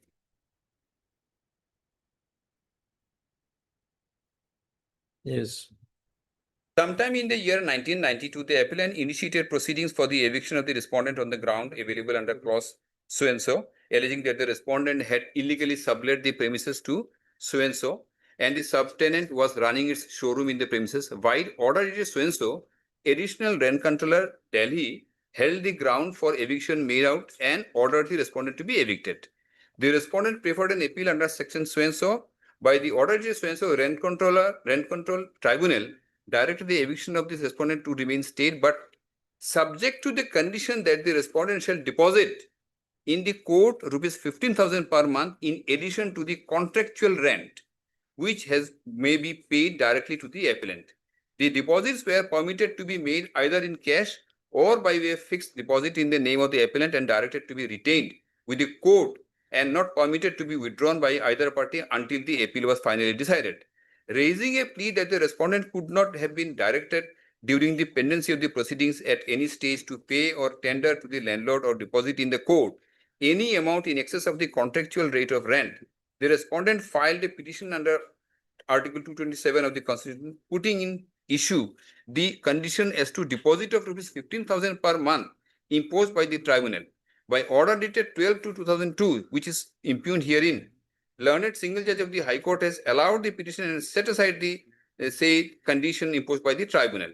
The effect of the order of the High Court is that during pendency of the appeal before the tribunal, the respondent shall continue to remain in occupation of the premises subject to payment of an amount equivalent to contractual rate of rent. Feeling aggrieved, the landlord has filed this appeal by special leave.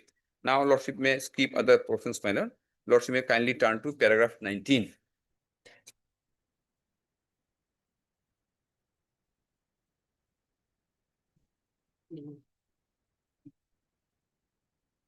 Your Lordship got me? Yes. Para 19. To sum up, our conclusions are, while passing an order of stay under Rule 5 of Order 41 of the Civil Procedure Code, the appellate court does have jurisdiction to put the applicant on such reasonable terms as would, in its opinion, reasonably compensate the decree holder for loss occasioned by delay in execution of decree by the grant of stay order. In the event of an appeal being dismissed and insofar as those proceedings are concerned, such terms, needless to say, shall be reasonable. In case of this paragraph 2 and 3, we can skip, my lord, paragraph 20 straightway. In the case at hand, it has to be borne in mind that the tenant has been paying rupees 371.90 paise rent of the premises since 1944. The value of real estate and rent rates have skyrocketed since that day. The premises are situated in the prime commercial locality in the heart of Delhi, the capital city. It was pointed out to the High Court that adjoining premises belonging to the same landlord measuring 2,000 square feet had been recently let out on rent at the rate of 3,50,000 per month. The rent control tribunal was right in putting the tenant on term of payment of rupees 15,000 per month as charges for use and occupation during the pendency of the appeal. The tribunal took extra care to see that the amount was retained in the deposit with it until the appeal was decided, so that the amount in deposit could be disbursed by the appellate court consistently with the opinion formed by it at the end of the appeal. No fault can be found with the approach adopted by the tribunal. The High Court has interfered with the impugn order of the tribunal on an erroneous assumption that any direction for payment by the tenant to the landlord or of any amount at any rate above the contractual rate of rent could not have been made. We cannot countenance the view taken by the High Court. We may place on record that it has not been the case of the respondent tenant before us, nor was it in the High Court that the amount of rupees 15,000 assessed by the Rent Control Tribunal was unreasonable or grossly on the higher side. And here is a case where contractual rate of rent was much less. The tribunal said that you have to pay during the pendency of the appellate tribunal, my lord, that you have to deposit 15,000. That was interfered by the Honorable High Court. The Honorable Supreme Court says no. In the meantime, there has been an increase. But in our case is much better on a higher pedestal, my lord, which says that I have determined the rent to be 2,88,000. It is in view of that that the total area today comes to 5 crore 60 lakhs.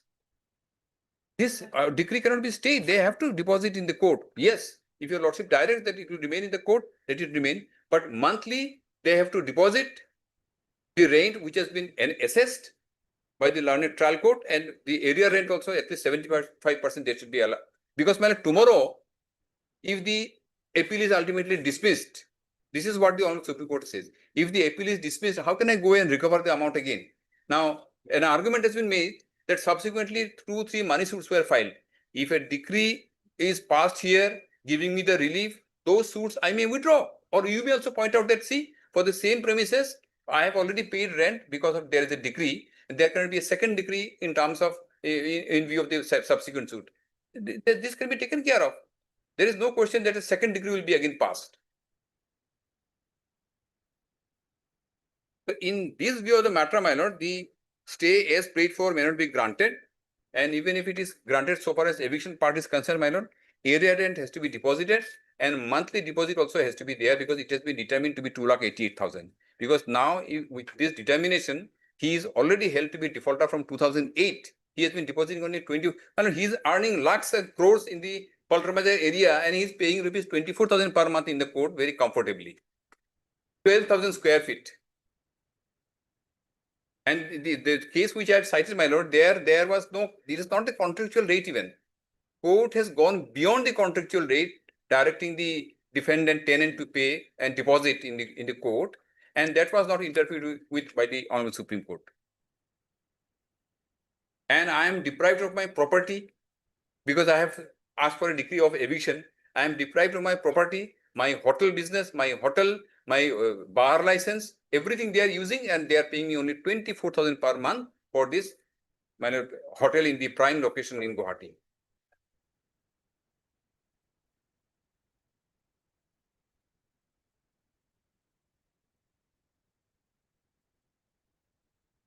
And the second part, which the learned trial court has mentioned in the decree about 17 lakhs, etc.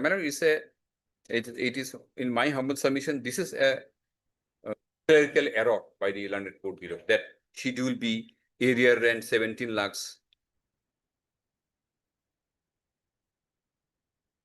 My lord, because my lord, my reply, my lord. And just one submission.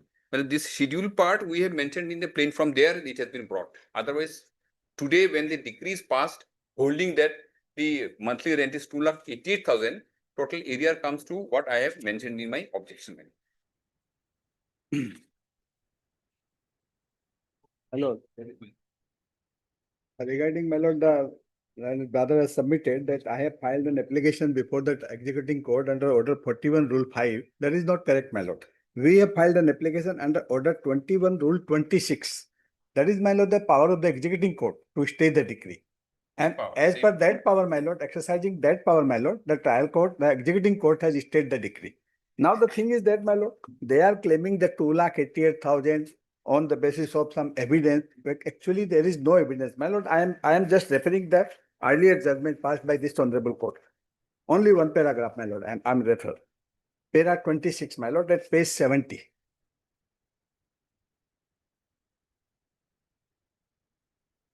They did not produce a single evidence in support of that rent was rupees 2,88,000, my lord. That is why the case was remanded back before the trial court. At page 70, my lord. Page 70 of RFA.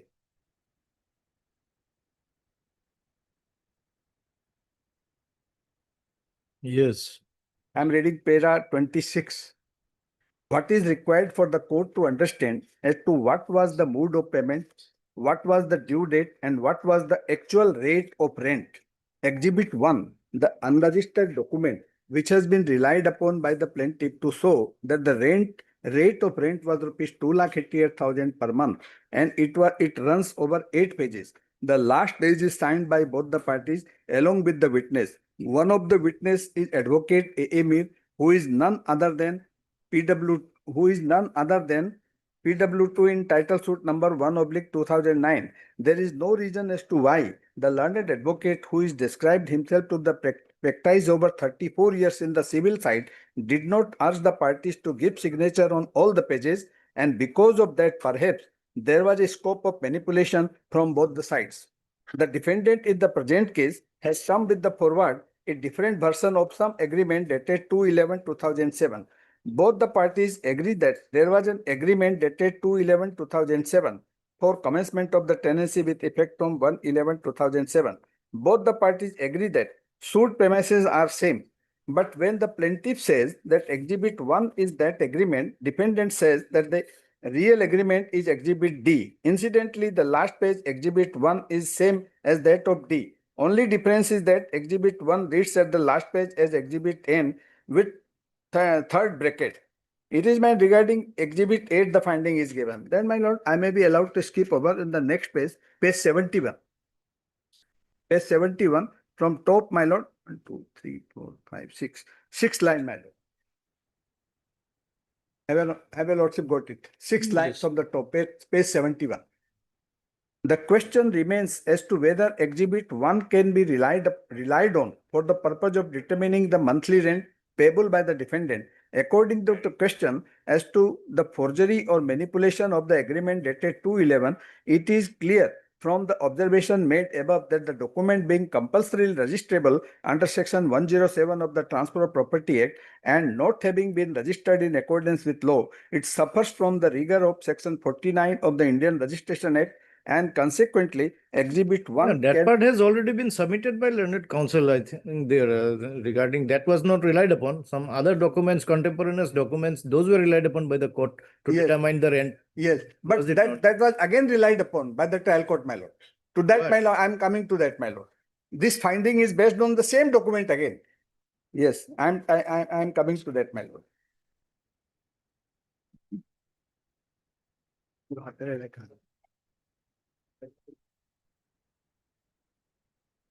The trial court finding is at page 108.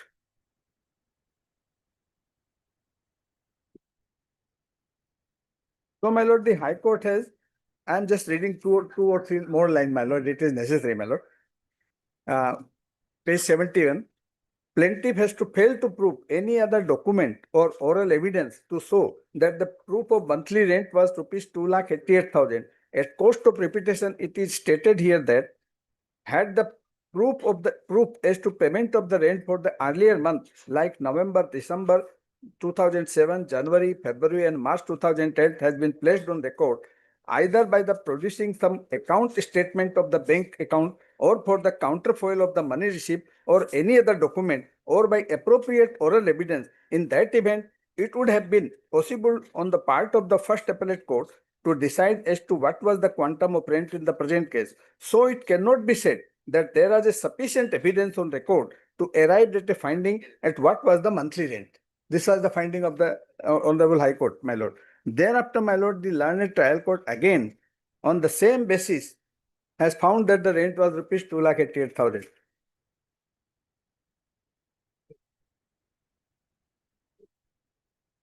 Here, my lord, page 108. So unless the rent is decided, that is 2,88,000, and do not have any proof in support of that, you cannot claim that rent. Page 108, my lord. Para 30, I am reading para 30, my lord. It is accepted that Exhibit 1, 3 or T being the compulsorable registrable under Section 107 of the Transfer of Property Act is not actually registered, and in such case it is not an admissible in evidence, but this court is left with no other option but to find out whether there was an landlord and tenant relationship parties. There is no doubt Exhibit 1, 3 or T cannot be accepted as evidence as it is not admissible, but by applying the principle of collateral purpose, it appears that nature of position, identity of parties, as well as the establishment of relationship between the parties itself brings on record the relationship that they are landlord and tenant. Hence, this court is of opinion that plaintiff and defendant are landlord and tenant. Thereafter, my lord, regarding rent, he has relied page 30, para 32, page 109. This court has clarified on the earlier para that Exhibit 1, 3 or T not admissible, but court might have to look the other evidence like admission in pleading to find out the other contention which arose in the case between the parties. On perusal of the evidence of the plaintiff and the document relied upon by the plaintiff side, it appears that there has been violation committed by the defendant side, and the action of the defendant constituted a breach of the lease agreement dated 211. My lord, the document 211 cannot be relied upon. Court himself has found out. Then the court says that there is a violation of the lease agreement, my lord. The lease agreement cannot be taken into account, my lord. Thereafter, my lord, the most palpable violation is the unilateral change of the hotel name. That is not required, my lord. Then para 34.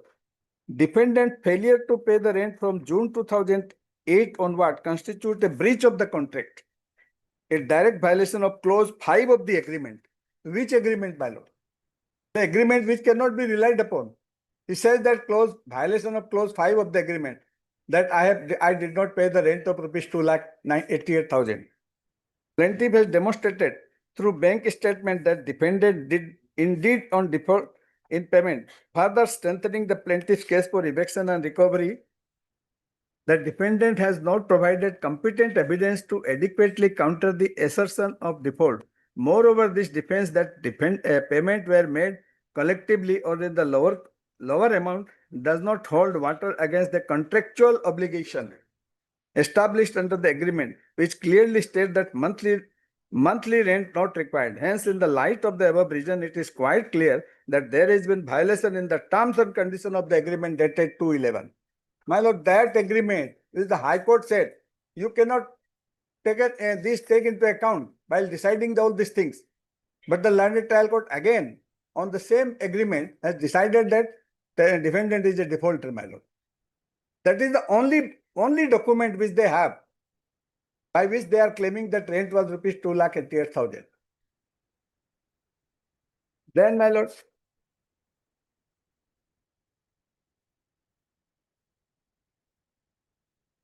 then page 118.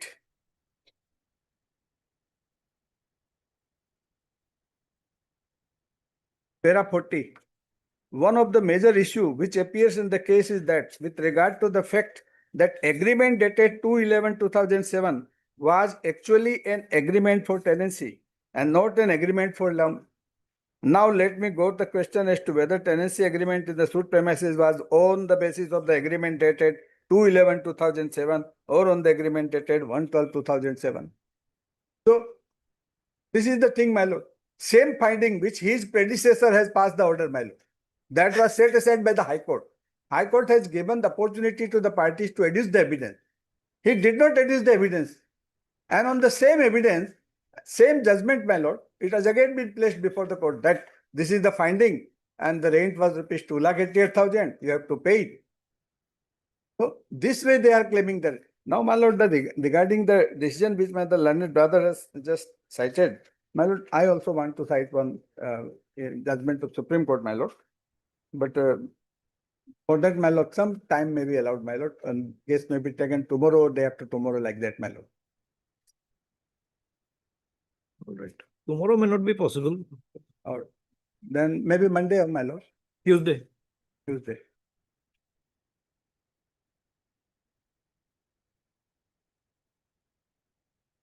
Hard learned counsel for the parties at length. This is the matter again on Tuesday. Let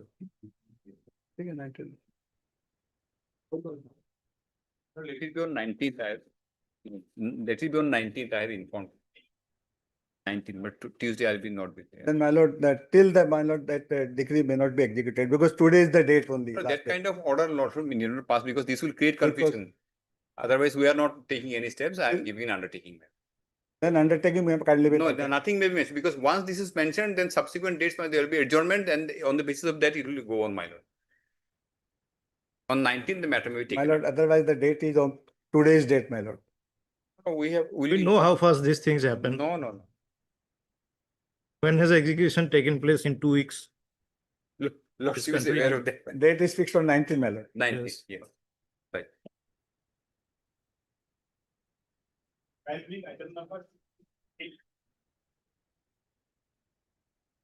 I'm extremely sorry, my lord. I was stuck up in traffic jam. My lord, we had talked, both the councils have talked, my lord. We have initiated the out of court resolution. Initiated talks. Yes, my lord. For resolving it, my lord, out of the court. Uh-huh. For resolving it, my lord. It is submitted by learned counsel for both sides that the talk for resolution of the matter is underway. Hence, list the matter again after when? April. 19th April. 9th of April. 9th. Oblige. Oblige.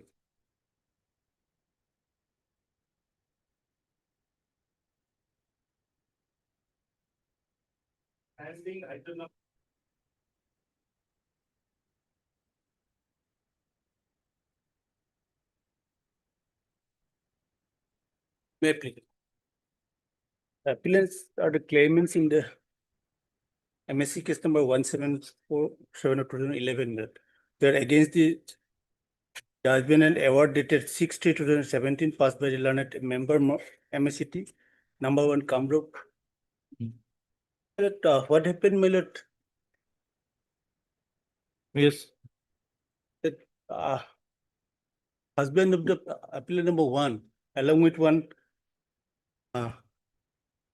Babul Chinwal, they ride on a motorcycle and coming towards the Gauhati site. All of a sudden, at Sonapur, the one truck bearing registration number AS01DC9740, they dash with the truck and both of them died. 2 MSC claims were filed before the London Tribunal, my lord. One by the appellant hearing, other by the representative of the other deceased. Both of them were brother-in-law. Before going to the facts, I have prepared a written argument in the record. Lots may take up. In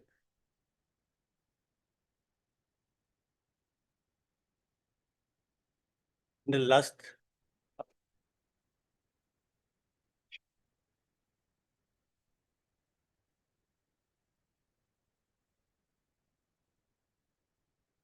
Yes.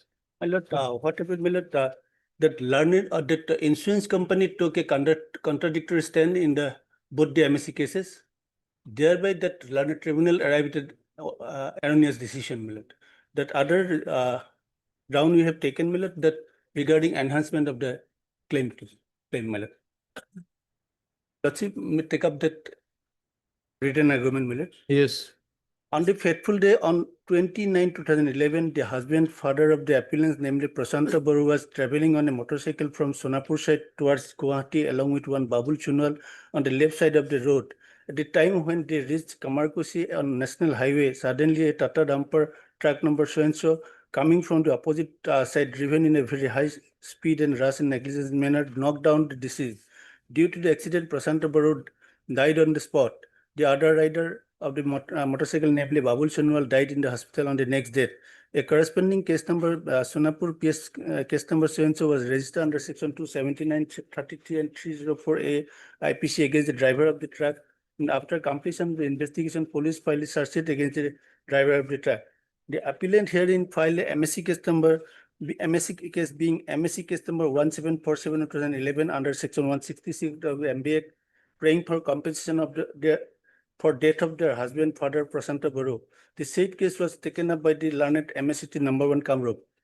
Another MSC case was filed by the dependents of the Babul Chunwal, who was co-passenger of Prashanta Baru. The said case was registered as MSC case number 2257 2011, and said case was also taken up by the learned same court.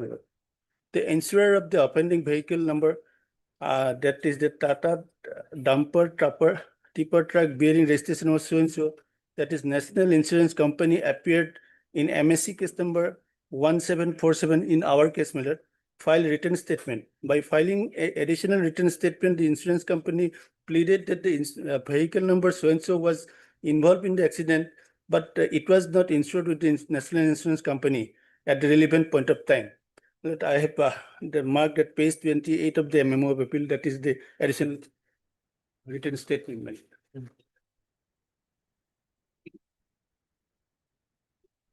Page 28.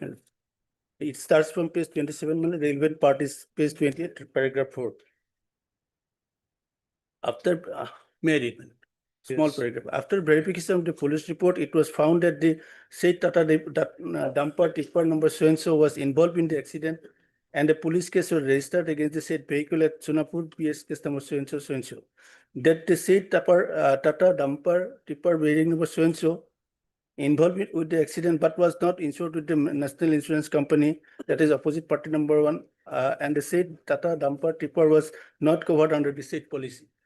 What happened, my lord, there is a mistake on the part of the claimant, I must say, my lord. While filing the claim petition, that policy number was mentioned, that was not tallied with, my lord. Now, I'm taking your lordship to the written argument, my lord. On the other hand, the same insurance company appeared in MSC case number 2257 of 2011, the other for the other deceased, my lord, arising out of the same accident. By filing the written statement, took the contradictory standard and did not state that the vehicle bearing number so-and-so was not insured with the National Insurance Company. The insurance company only took the plea in MSC case number 2257 of 2011 to the effect that the accident did not take place due to rash and negligent driving of the vehicle number so-and-so. It is pertinent to mention that the same officer of the National Insurance Company had filed the written statement in both the cases, my lord. Same officer had filed. I have also annexed that WS file in the other case, my lord, at page 37 of the appeal, memo of appeal. They did not take the plea, state plea, my lord. The learned tribunal, after course of evidence in MSC case number 1747, by judgment and awarded at 6/3/2017, held that the accident occurred due to sole negligence of the driver of the vehicle number so-and-so, issue number 1 and 2 at page 33 of the memo of appeal. But the learned tribunal held that the said vehicle was not insured with the National Insurance Company, and the insurance company mentioned in the claim petition is pertinent to another vehicle. Therefore, the insurance company is not liable to pay the compensation. Page 35 of the memo of appeal, my lord, your lordship will find, my lord. And thereby fasten the liability upon the owner of the vehicle by awarding rupees 11,90,000 along with interest of rupees at a rate of 6% from the date of filing of the claim. The said learned tribunal, my lord, by judgment and awarded at 3/6/2016, subsequently, my lord, passed in the other MSC case number 2257 of 2011, arising out of the same accident, held that the offending vehicle number so-and-so was solely responsible for the accident and also held that the offending vehicle was insured to the National Insurance Company. Hence, the insurance company is liable to pay the compensation at the tune of rupees so-and-so, along with interest so-and-so from the date of filing of the claim. Pertinent to mention that both the cases were taken up by the same tribunal and by the same presiding officer. Now, the ground we have taken, my lord. The impugn judgment and award dated so-and-so is vitiated in view of the contradictory and misleading stand taken by the insurance company, and thereby the learned tribunal had arrived at an erroneous finding. In between, my lord, my respectful submission to that owner of the vehicle, my lord, it was a company, my lord. In the trial court, they did not appear. There is an order of 4/2012, my lord. That was ex parte against them. In the appeal, my lord, they did not appear. We caused a paper publication also, my lord, they did not appear, my lord. In paragraph 4 of the 4 and 5 of the additional written statement of the National Insurance Company, it has been pleaded that the vehicle number so-and-so was involved in the accident but was not insured with National Insurance Company, which is absolutely misleading, taking into account from the stand taken by the same insurance company in the other MSC customer so-and-so arising after the same accident. In the said case, the same insurance company and the same officer of the insurance company filed a written statement and taken a contradictory stand that and did not take the said plea that the said vehicle was not insured with them at the relevant point of time. It was only pleaded in the said case that the accident was not occurred due to rash and negligent driving of the vehicle number so-and-so.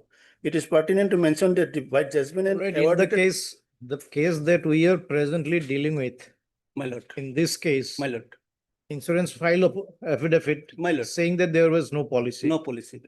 What do you want us to say? No, my lord, at the same time, the same officer filed another application. That is not before us. Yes, my lord. Before us, there is the case against which you have preferred the appeal. Because of this, in that case, the evidence is that it is not covered by insurance policy. My lord, that is under silence. Because some officer has, for whatever reason, filed an affidavit in another case saying that without taking that ground. Interestingly, the same officer had filed. Yes. I have annexed both the affidavit in the. He may be liable for departmental action, but then how can we say that it is covered by insurance policy? No, my lord, I have annexed both the judgment and both the written statement in the memo. I know that we have no difficulty with that. We are not disputing that. Yes, my lord. That in that case, this stand was not taken, although the same vehicle is involved. My lord. But as far as the present case is concerned, this is very much clear. That is under silence, my lord. That stand taken by the insurance company is misleading because of the fact that so either as far as this case is concerned, either the policy exists or it doesn't. But the policies exist, my lord. No, my lord. Policy, if it is not exist, in the other case, they say that the policies exist, my lord. Dates are important, Mil. No, you just pointed out one affidavit, my lord, filed by insurance company, wherein it is said that the said vehicle, that policy number is not my lord, there. my lord. So that is in respect of the present case, is it not? My lord. So that dumper, yes, my lord. That dumper, my lord, is not covered by that policy number which you have stated. The policy number, I have admitted that there is a mistake, but policy is it covered by any policy? Yes, my lord. That is apparent from the other judgment, my lord. In the policy we have exhibited the vehicle number is different, my lord. Yes. No, they have satisfied with the award in the other No, that MSC is case, my lord. wrongly done, my lord. I have to mention. And they have not prepared any appeal, my lord. Two wrongs cannot make a right. They may have wrongly stated there, but Negative inequality, my lord. if they had made taken a wrong stand, that is a matter for departmental action. Lordship will find that apply that here. Lordship will find that WS file in the other case, SPS 37 million by the same officer, million. Okay, we know. We Yes, have my already submitted what has been only regarding rash and negligent driving. That stand has Yes, been my lord. taken. My lord. And second ground I have taken, my lord, regarding that quantum, my lord.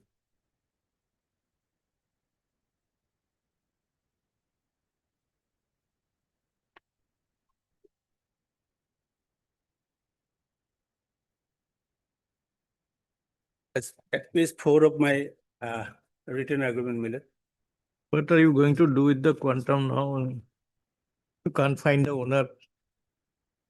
That is the position, my lord, because that the owner did not contest in the case, and this is a non-existing company now, my lord.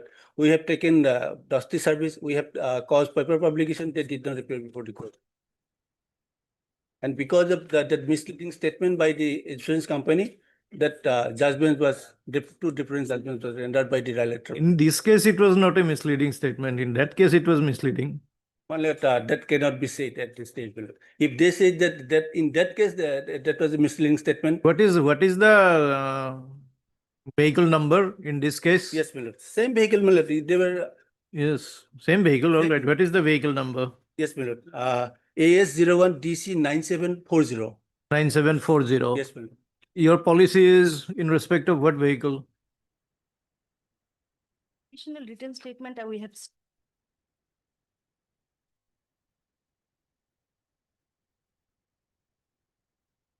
Now they need to satisfy that whether that vehicle was under policy or not, my lord. They did not say so. But here my additional written statement. Yes, after proper verification, it was found that policy number so and so was issued against vehicle 1023. Against the vehicle bearing. 1203. And international zone, but after proper verification, it was found that policy number was issued against the vehicle bearing registration number MP 19HA1203 Tata Tipper, different vehicle name. No, Not my lord. against I 9740. admit, my lord, there is a mistake in writing that policy number, my lord. But question is that the same No, what is vehicle. the corrected policy number? You have to show that policy is there. Additional amended claim petition as well as the evidence also, they did not deduce anything. They have taken the advantage, my lord. In the other case, they said that yes, we have the policy, but there is no rational negligence driving, and they have satisfied with their word. Once they have filed this affidavit in opposition stating that there is no policy, My lord, and your stand is that there is a policy, then you have to file. That is under challenge, my lord. Policy is with you, you have to file. What is the The policy? is not with us. We are the claimants, my lord. That owner did not appear before the tribunal as well as before the High Court, my lord. And they have the records, my lord. Where from will you bring it? My lord, let them say that in the other case they have taken the misleading statement, my lord. No, misleading statement is not, my lord. I have both the judgment, my lord. We have filed written statement, your lordship may kindly say, in earlier cases, written statement was filed on 9/4/2012 and judgment was passed on 3/6/2016, my lord. And in the present case, we have filed the written statement on 27/6/2016, my lord. And the judgment was passed on 6/3/2017, my lord. After coming to our knowledge, we immediately filed the written statement that there was no policy. Therefore, misleading statement, my lord. In one case, they have stated that at the relevant point of time, we have the policy against that vehicle. And in the other case, my lord, they have taken the advantage of the mistake committed by the And if the claimant, my insurance lord. company did mistake, my lord, lordship cannot repeat that. So which one is the mistake, my lord? Negative. Arising out of the same accident, my lord, in one case, they have stated that we have the policy. And in other case, they say that we have no policy, my lord. And they have satisfied with their word. They did not prefer appeal against that other MSC judgment, my lord. They have satisfied with their word, my lord. And we have adduced evidence, they have cross-examined. After proper adducing evidence, the learned tribunal held that there was no insurance policy, my lord.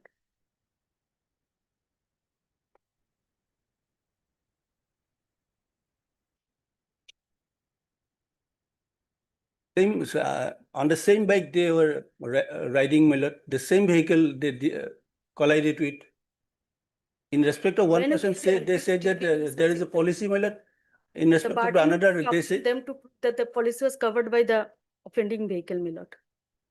policy is that the owner did not appear before the tribunal and before the High Court also, my lord. As a beneficial legislation, my lord, that brother-in-law, he got the compensation from the insurance company. I'm running from the top to pillar, my lord. Relying on some Supreme Court decision that negative inequality should not.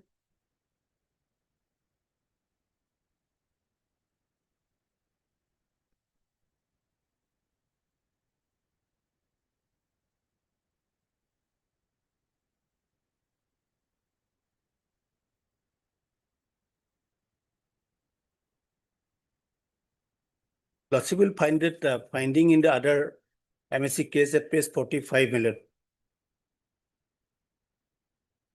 MSC case number 2257, my lord. Page 45, that operative person, my lord. As per the claim petition, the offending vehicle was insured with OP number 1, the insurance company, at the relevant point of time. Exhibit 1 from 54 supports that fact. Hence, it is held that the OP number 1 insurance company is liable to pay a aforesaid amount to the claimants as compensation in this case. Well, That they was did wrong, not, then. Obviously, it was- my lord, they did not prefer any appeal against the judgment, my lord. They have satisfied with, my lord. If there is a negative, my lord, findings against them, they ought to have challenged it, my lord. They did not, my lord. They have satisfied with their words. In respect of my appellant, my lord, they have taken the other statement. That is the difficulty.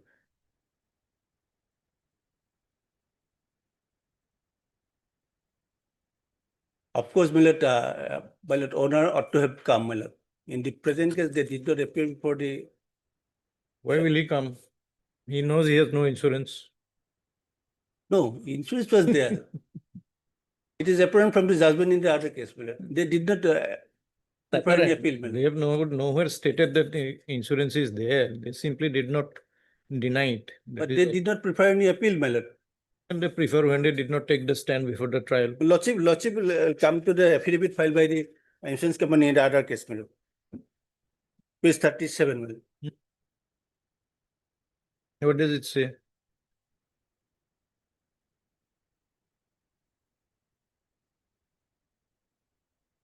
Seven is the written statement. Written statement by the insurance company in the other case, my lord.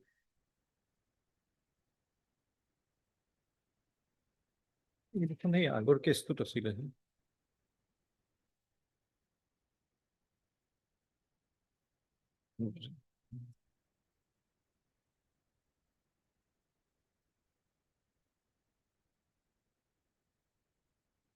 Paragraph 18 and 19, my lord.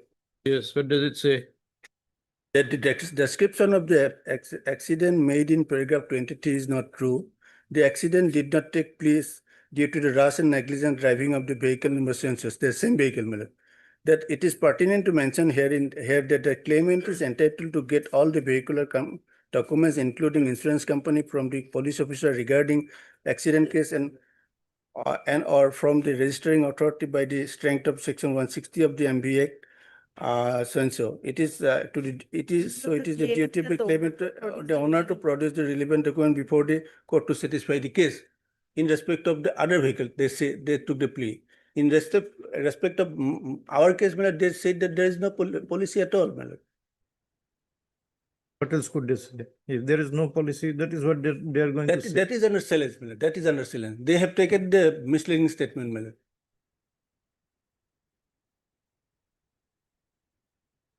CAB. March of this.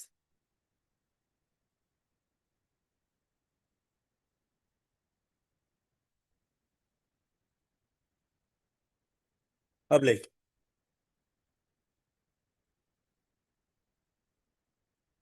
CAB already. I think we are done for the day. Can't have more than 4 CAVs in a single day. Right. Timing is any.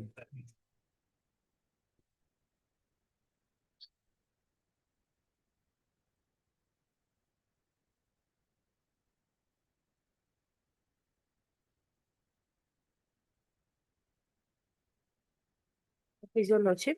Lordship, this is a petition in which there is a delay of 154 days in preferring the MSc appeal, my lordship. My lordship, I have filed an additional affidavit also in this matter, in which I have brought on record documents with regard to my IA, in support of my IA. We have filed our objection, lordship. They are not annexed any document, whatever they averred in paragraphs 2, 3, 4, 5, and 7. My lordship, on last occasion, as it was objection, we have filed an IA.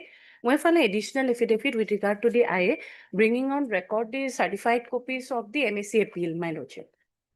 Lordship, here what happened was that we were not in the knowledge with regard to the MSC appeal, the pendency of the case before the tribunal. Only when the pay and recovery notice was received by us, that was also not served upon me directly, to the CSP who's of the Indian Overseas Bank, who is next to the byline of my house. When the same was served, thereafter we came to know about the pendency of that case, and thereafter we came to the tribunal, where we came to know about the said documents, and as such the certified copies and everything was collected, and then this appeal was filed. And while obtaining the certified copies, we have seen that there were two orders with regard to serving of notice upon us. One was that to serve the notice through register post with AD. And while searching the records and while obtaining the certified copies, we have seen that no AD card was given. Only the track consignment report was given. And on that basis, without taking the process server affidavit or without bringing the process server's report on record, ex parte it was proceeded against us, Your Honor. So we only came to knowledge when the same was pay and recovery notice was given to us. And as such, there was delay of 154 days. But if we calculate the date of our knowledge and obtaining of certified copies, then 24 days. But from the date of judgment is 154 days. We were not in the knowledge with regard to the pendency of the case, because it was a good case in support of us, in which we have every document on possession. We would have participated in the said proceeding. And as such, there was delay. If that be so, Lordship, then again the case will start from participation. That's what the submission is. They received track consignment, Lordship. It is valid. In High Court also, track consignment is accepted as notice being. It's so when pay and recovery has gone, Lordship, when they have violated policy condition, after that they come for the appeal, Lordship. We have stated clearly that we have even clearly stated the pay and recovery notice was also not handed to us directly. It was handed to the one CSP. We have written by name, the person's name of the Indian Overseas Bank, in whose hand the notice was sent with regard to pay and recovery, and that was handed to us. And thereafter we came in knowledge of the documents. And with regard to serving of notice upon us, we have obtained the certified copies and everything, in which, Your Honor, the counsel of the claimant has submitted track consignment report, and it has only the name. On what basis was service treated to be complete before the Planet Tribunal? On the track consignment report. It was no affidavit of process server, or neither the process server was called for. No. And there AD card. There was register post with AD, and we have verified thoroughly the record. We have seen the record. We have obtained the certified copies. No AD card is there. It was by registered post. That's why track consignment. Process server won't come when the process service is not sent by usual process. This was register post with AD was directed. So AD card should have been at least in record. No AD card is there in the record. Only the track consignment was submitted and the slip, and on that basis, our service was considered complete by the Honorable Tribunal. Track consignment is, maybe it is accepted sometimes, but. It is accepted. High Court also accepts that, Lordship, track consignment. In the steps that we take, Lordship. But I have refused to accept on many occasions. Okay. I'll tell you why. Why, Lordship? Because they were supposed to send my ATM card. It was sent according to them. They produced track consignment report that it was delivered to me. And thereafter, after inquiry, I found that it was still left in the bank. So that is why I'm wary of accepting this track consignment report. Personal experience. It's my personal experience. Lordship, otherwise they have not explained the delay. No, that's what I have explained. I have explained with regard from the date of my knowledge. I don't know for long. Yona may kindly be pleased to peruse para number 2, page 6, Yona, of my issue under 5, section 5.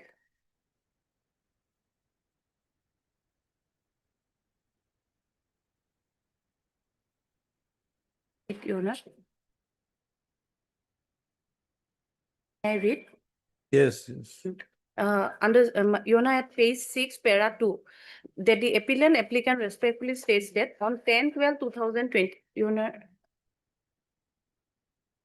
10/12/2024, the applicant/appellant received a notice from respondent number 3, white reference number dash, which was handed over to the applicant/appellant by one name Onima Patnaik, who is in charge of the CSP of the Indian Overseas Bank Dumduma branch located at Rupbon Milan Nagar, informing the applicant/appellant that she was handed the notice by postman, after being asked whether she know the applicant/appellant, and on her confirmation was handed the notice. And after receiving the notice, the applicant was in shock to find out it was a pay and recovery notice to deposit and sum of amount of rupees 9,20,268 with an interest of 2,28,730, being the issuing authority before the issuing authority or before the presiding court. And in the said notice, the judgment and award of MSC case number dash is enclosed along with it. That the applicant respectfully states that thereafter the applicant immediately came to Gauhati and went to the head office of the insurance company, and thereafter was informed about the judgment and award dated 11/6/2024 passed by the Honorable MSCT number 2 Kamrup Metro at Gauhati in MSC case number dash, whereby the claimant is awarded rupees 9,20,267. And thereafter the applicant went to the office of the Honorable Tribunal on 17/12/2024, but appellant as could not understand much. As such, the appellant went back to his native place, and thereafter through an advocate applied for the certified copies on 27/12/2024. Your Honor, the next paragraph, the certified copies were received at paragraph number 4. The certified copies were received on 30/12/2024. The same was applied on 27/12/2024, immediately after knowledge, 30/12/2024, and then Your Honor, the appellant could not take steps immediately because of depression, mental stress, and financial conditions. And as such, finally, on the advice of some family friends and family consultation with me, came to Gauhati and consulted an advocate on 9/1/25 and handed over the receipt, in which it has come to knowledge that the written statement filed by the respondent number 2, evidence and cross of PW DW1 of MSC case and judgment and award dated to the concerned advocate at Gauhati. And thereafter, as the complete documents records were not there, the advocate at Gauhati applied for the other documents pertaining to the record of MSC case number dash on 10/1/2025, and which was delivered on 22/1/2025. Immediately on 22/1/2025, the certified copies were received, and they took some time. The council took some time, and on 1st of February, it was ready for correction for filing before this honorable court, Your Honor.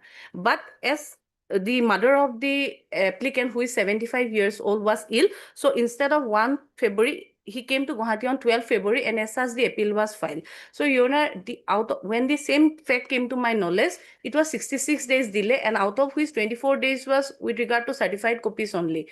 And only after second time applying the certified copies, it came to our knowledge with regard to the track consignment report, and also when we again re-verified with regard to the registered post or whether any AD card was there or not, or whether any process server affidavit was there or not. Thereafter, it came to the fact that nothing was on record, and the Honorable Tribunal proceeded only of an application filed by the claimant's advocate submitting the track consignment report slip. And on that basis, ex parte order was passed, Your Honor.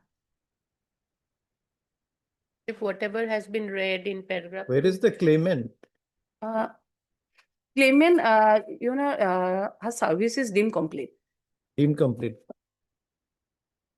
But on the basis of track consignment? No, Your Honor, we have, no, Your Honor, we did this,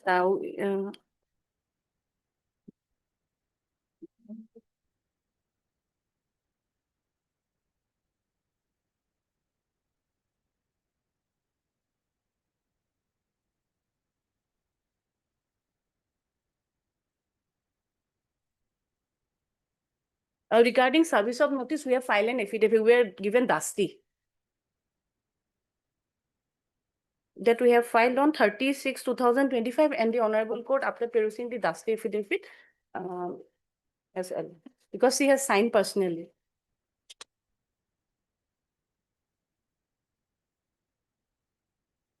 You've heard learned counsel for the applicant and learned counsel for the respondents number 2 and 3 insurance company none appears for the respondent number 1 claimant despite service of his SIA has been preferred, seeking condonation of delay of 154 days in preferring the connected appeal.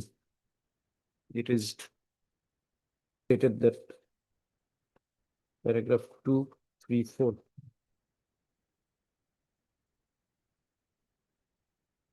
Five.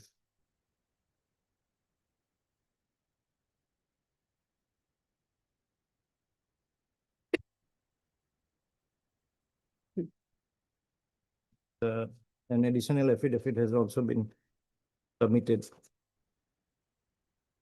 explaining the cause of the delay, where appears that from the record that the applicant, who is the owner and driver of the offending vehicle, Owner only. owner of the offending vehicle, participate in the proceedings before the learned tribunal. And it is stated that had not received any notice regarding the said proceedings, and the learned tribunal had proceeded ex parte against the applicant on the basis of track consignment report. An affidavit in opposition has been submitted on behalf of the respondents number 2 and 3, opposing the condonation of delay. Having regard to the statements made in the IA, as well as the additional affidavit supported by an affidavit, I'm of the view that the delay has been sufficiently explained, and that the applicant stroke appellant was prevented by sufficient cause from entering the court within the period of limitation. Accordingly, the delay stands condoned and the I is disposed of. List the list not numbered, I think. No, not number. It was no number. To register the connected appeal. Are you obliged? Obligement.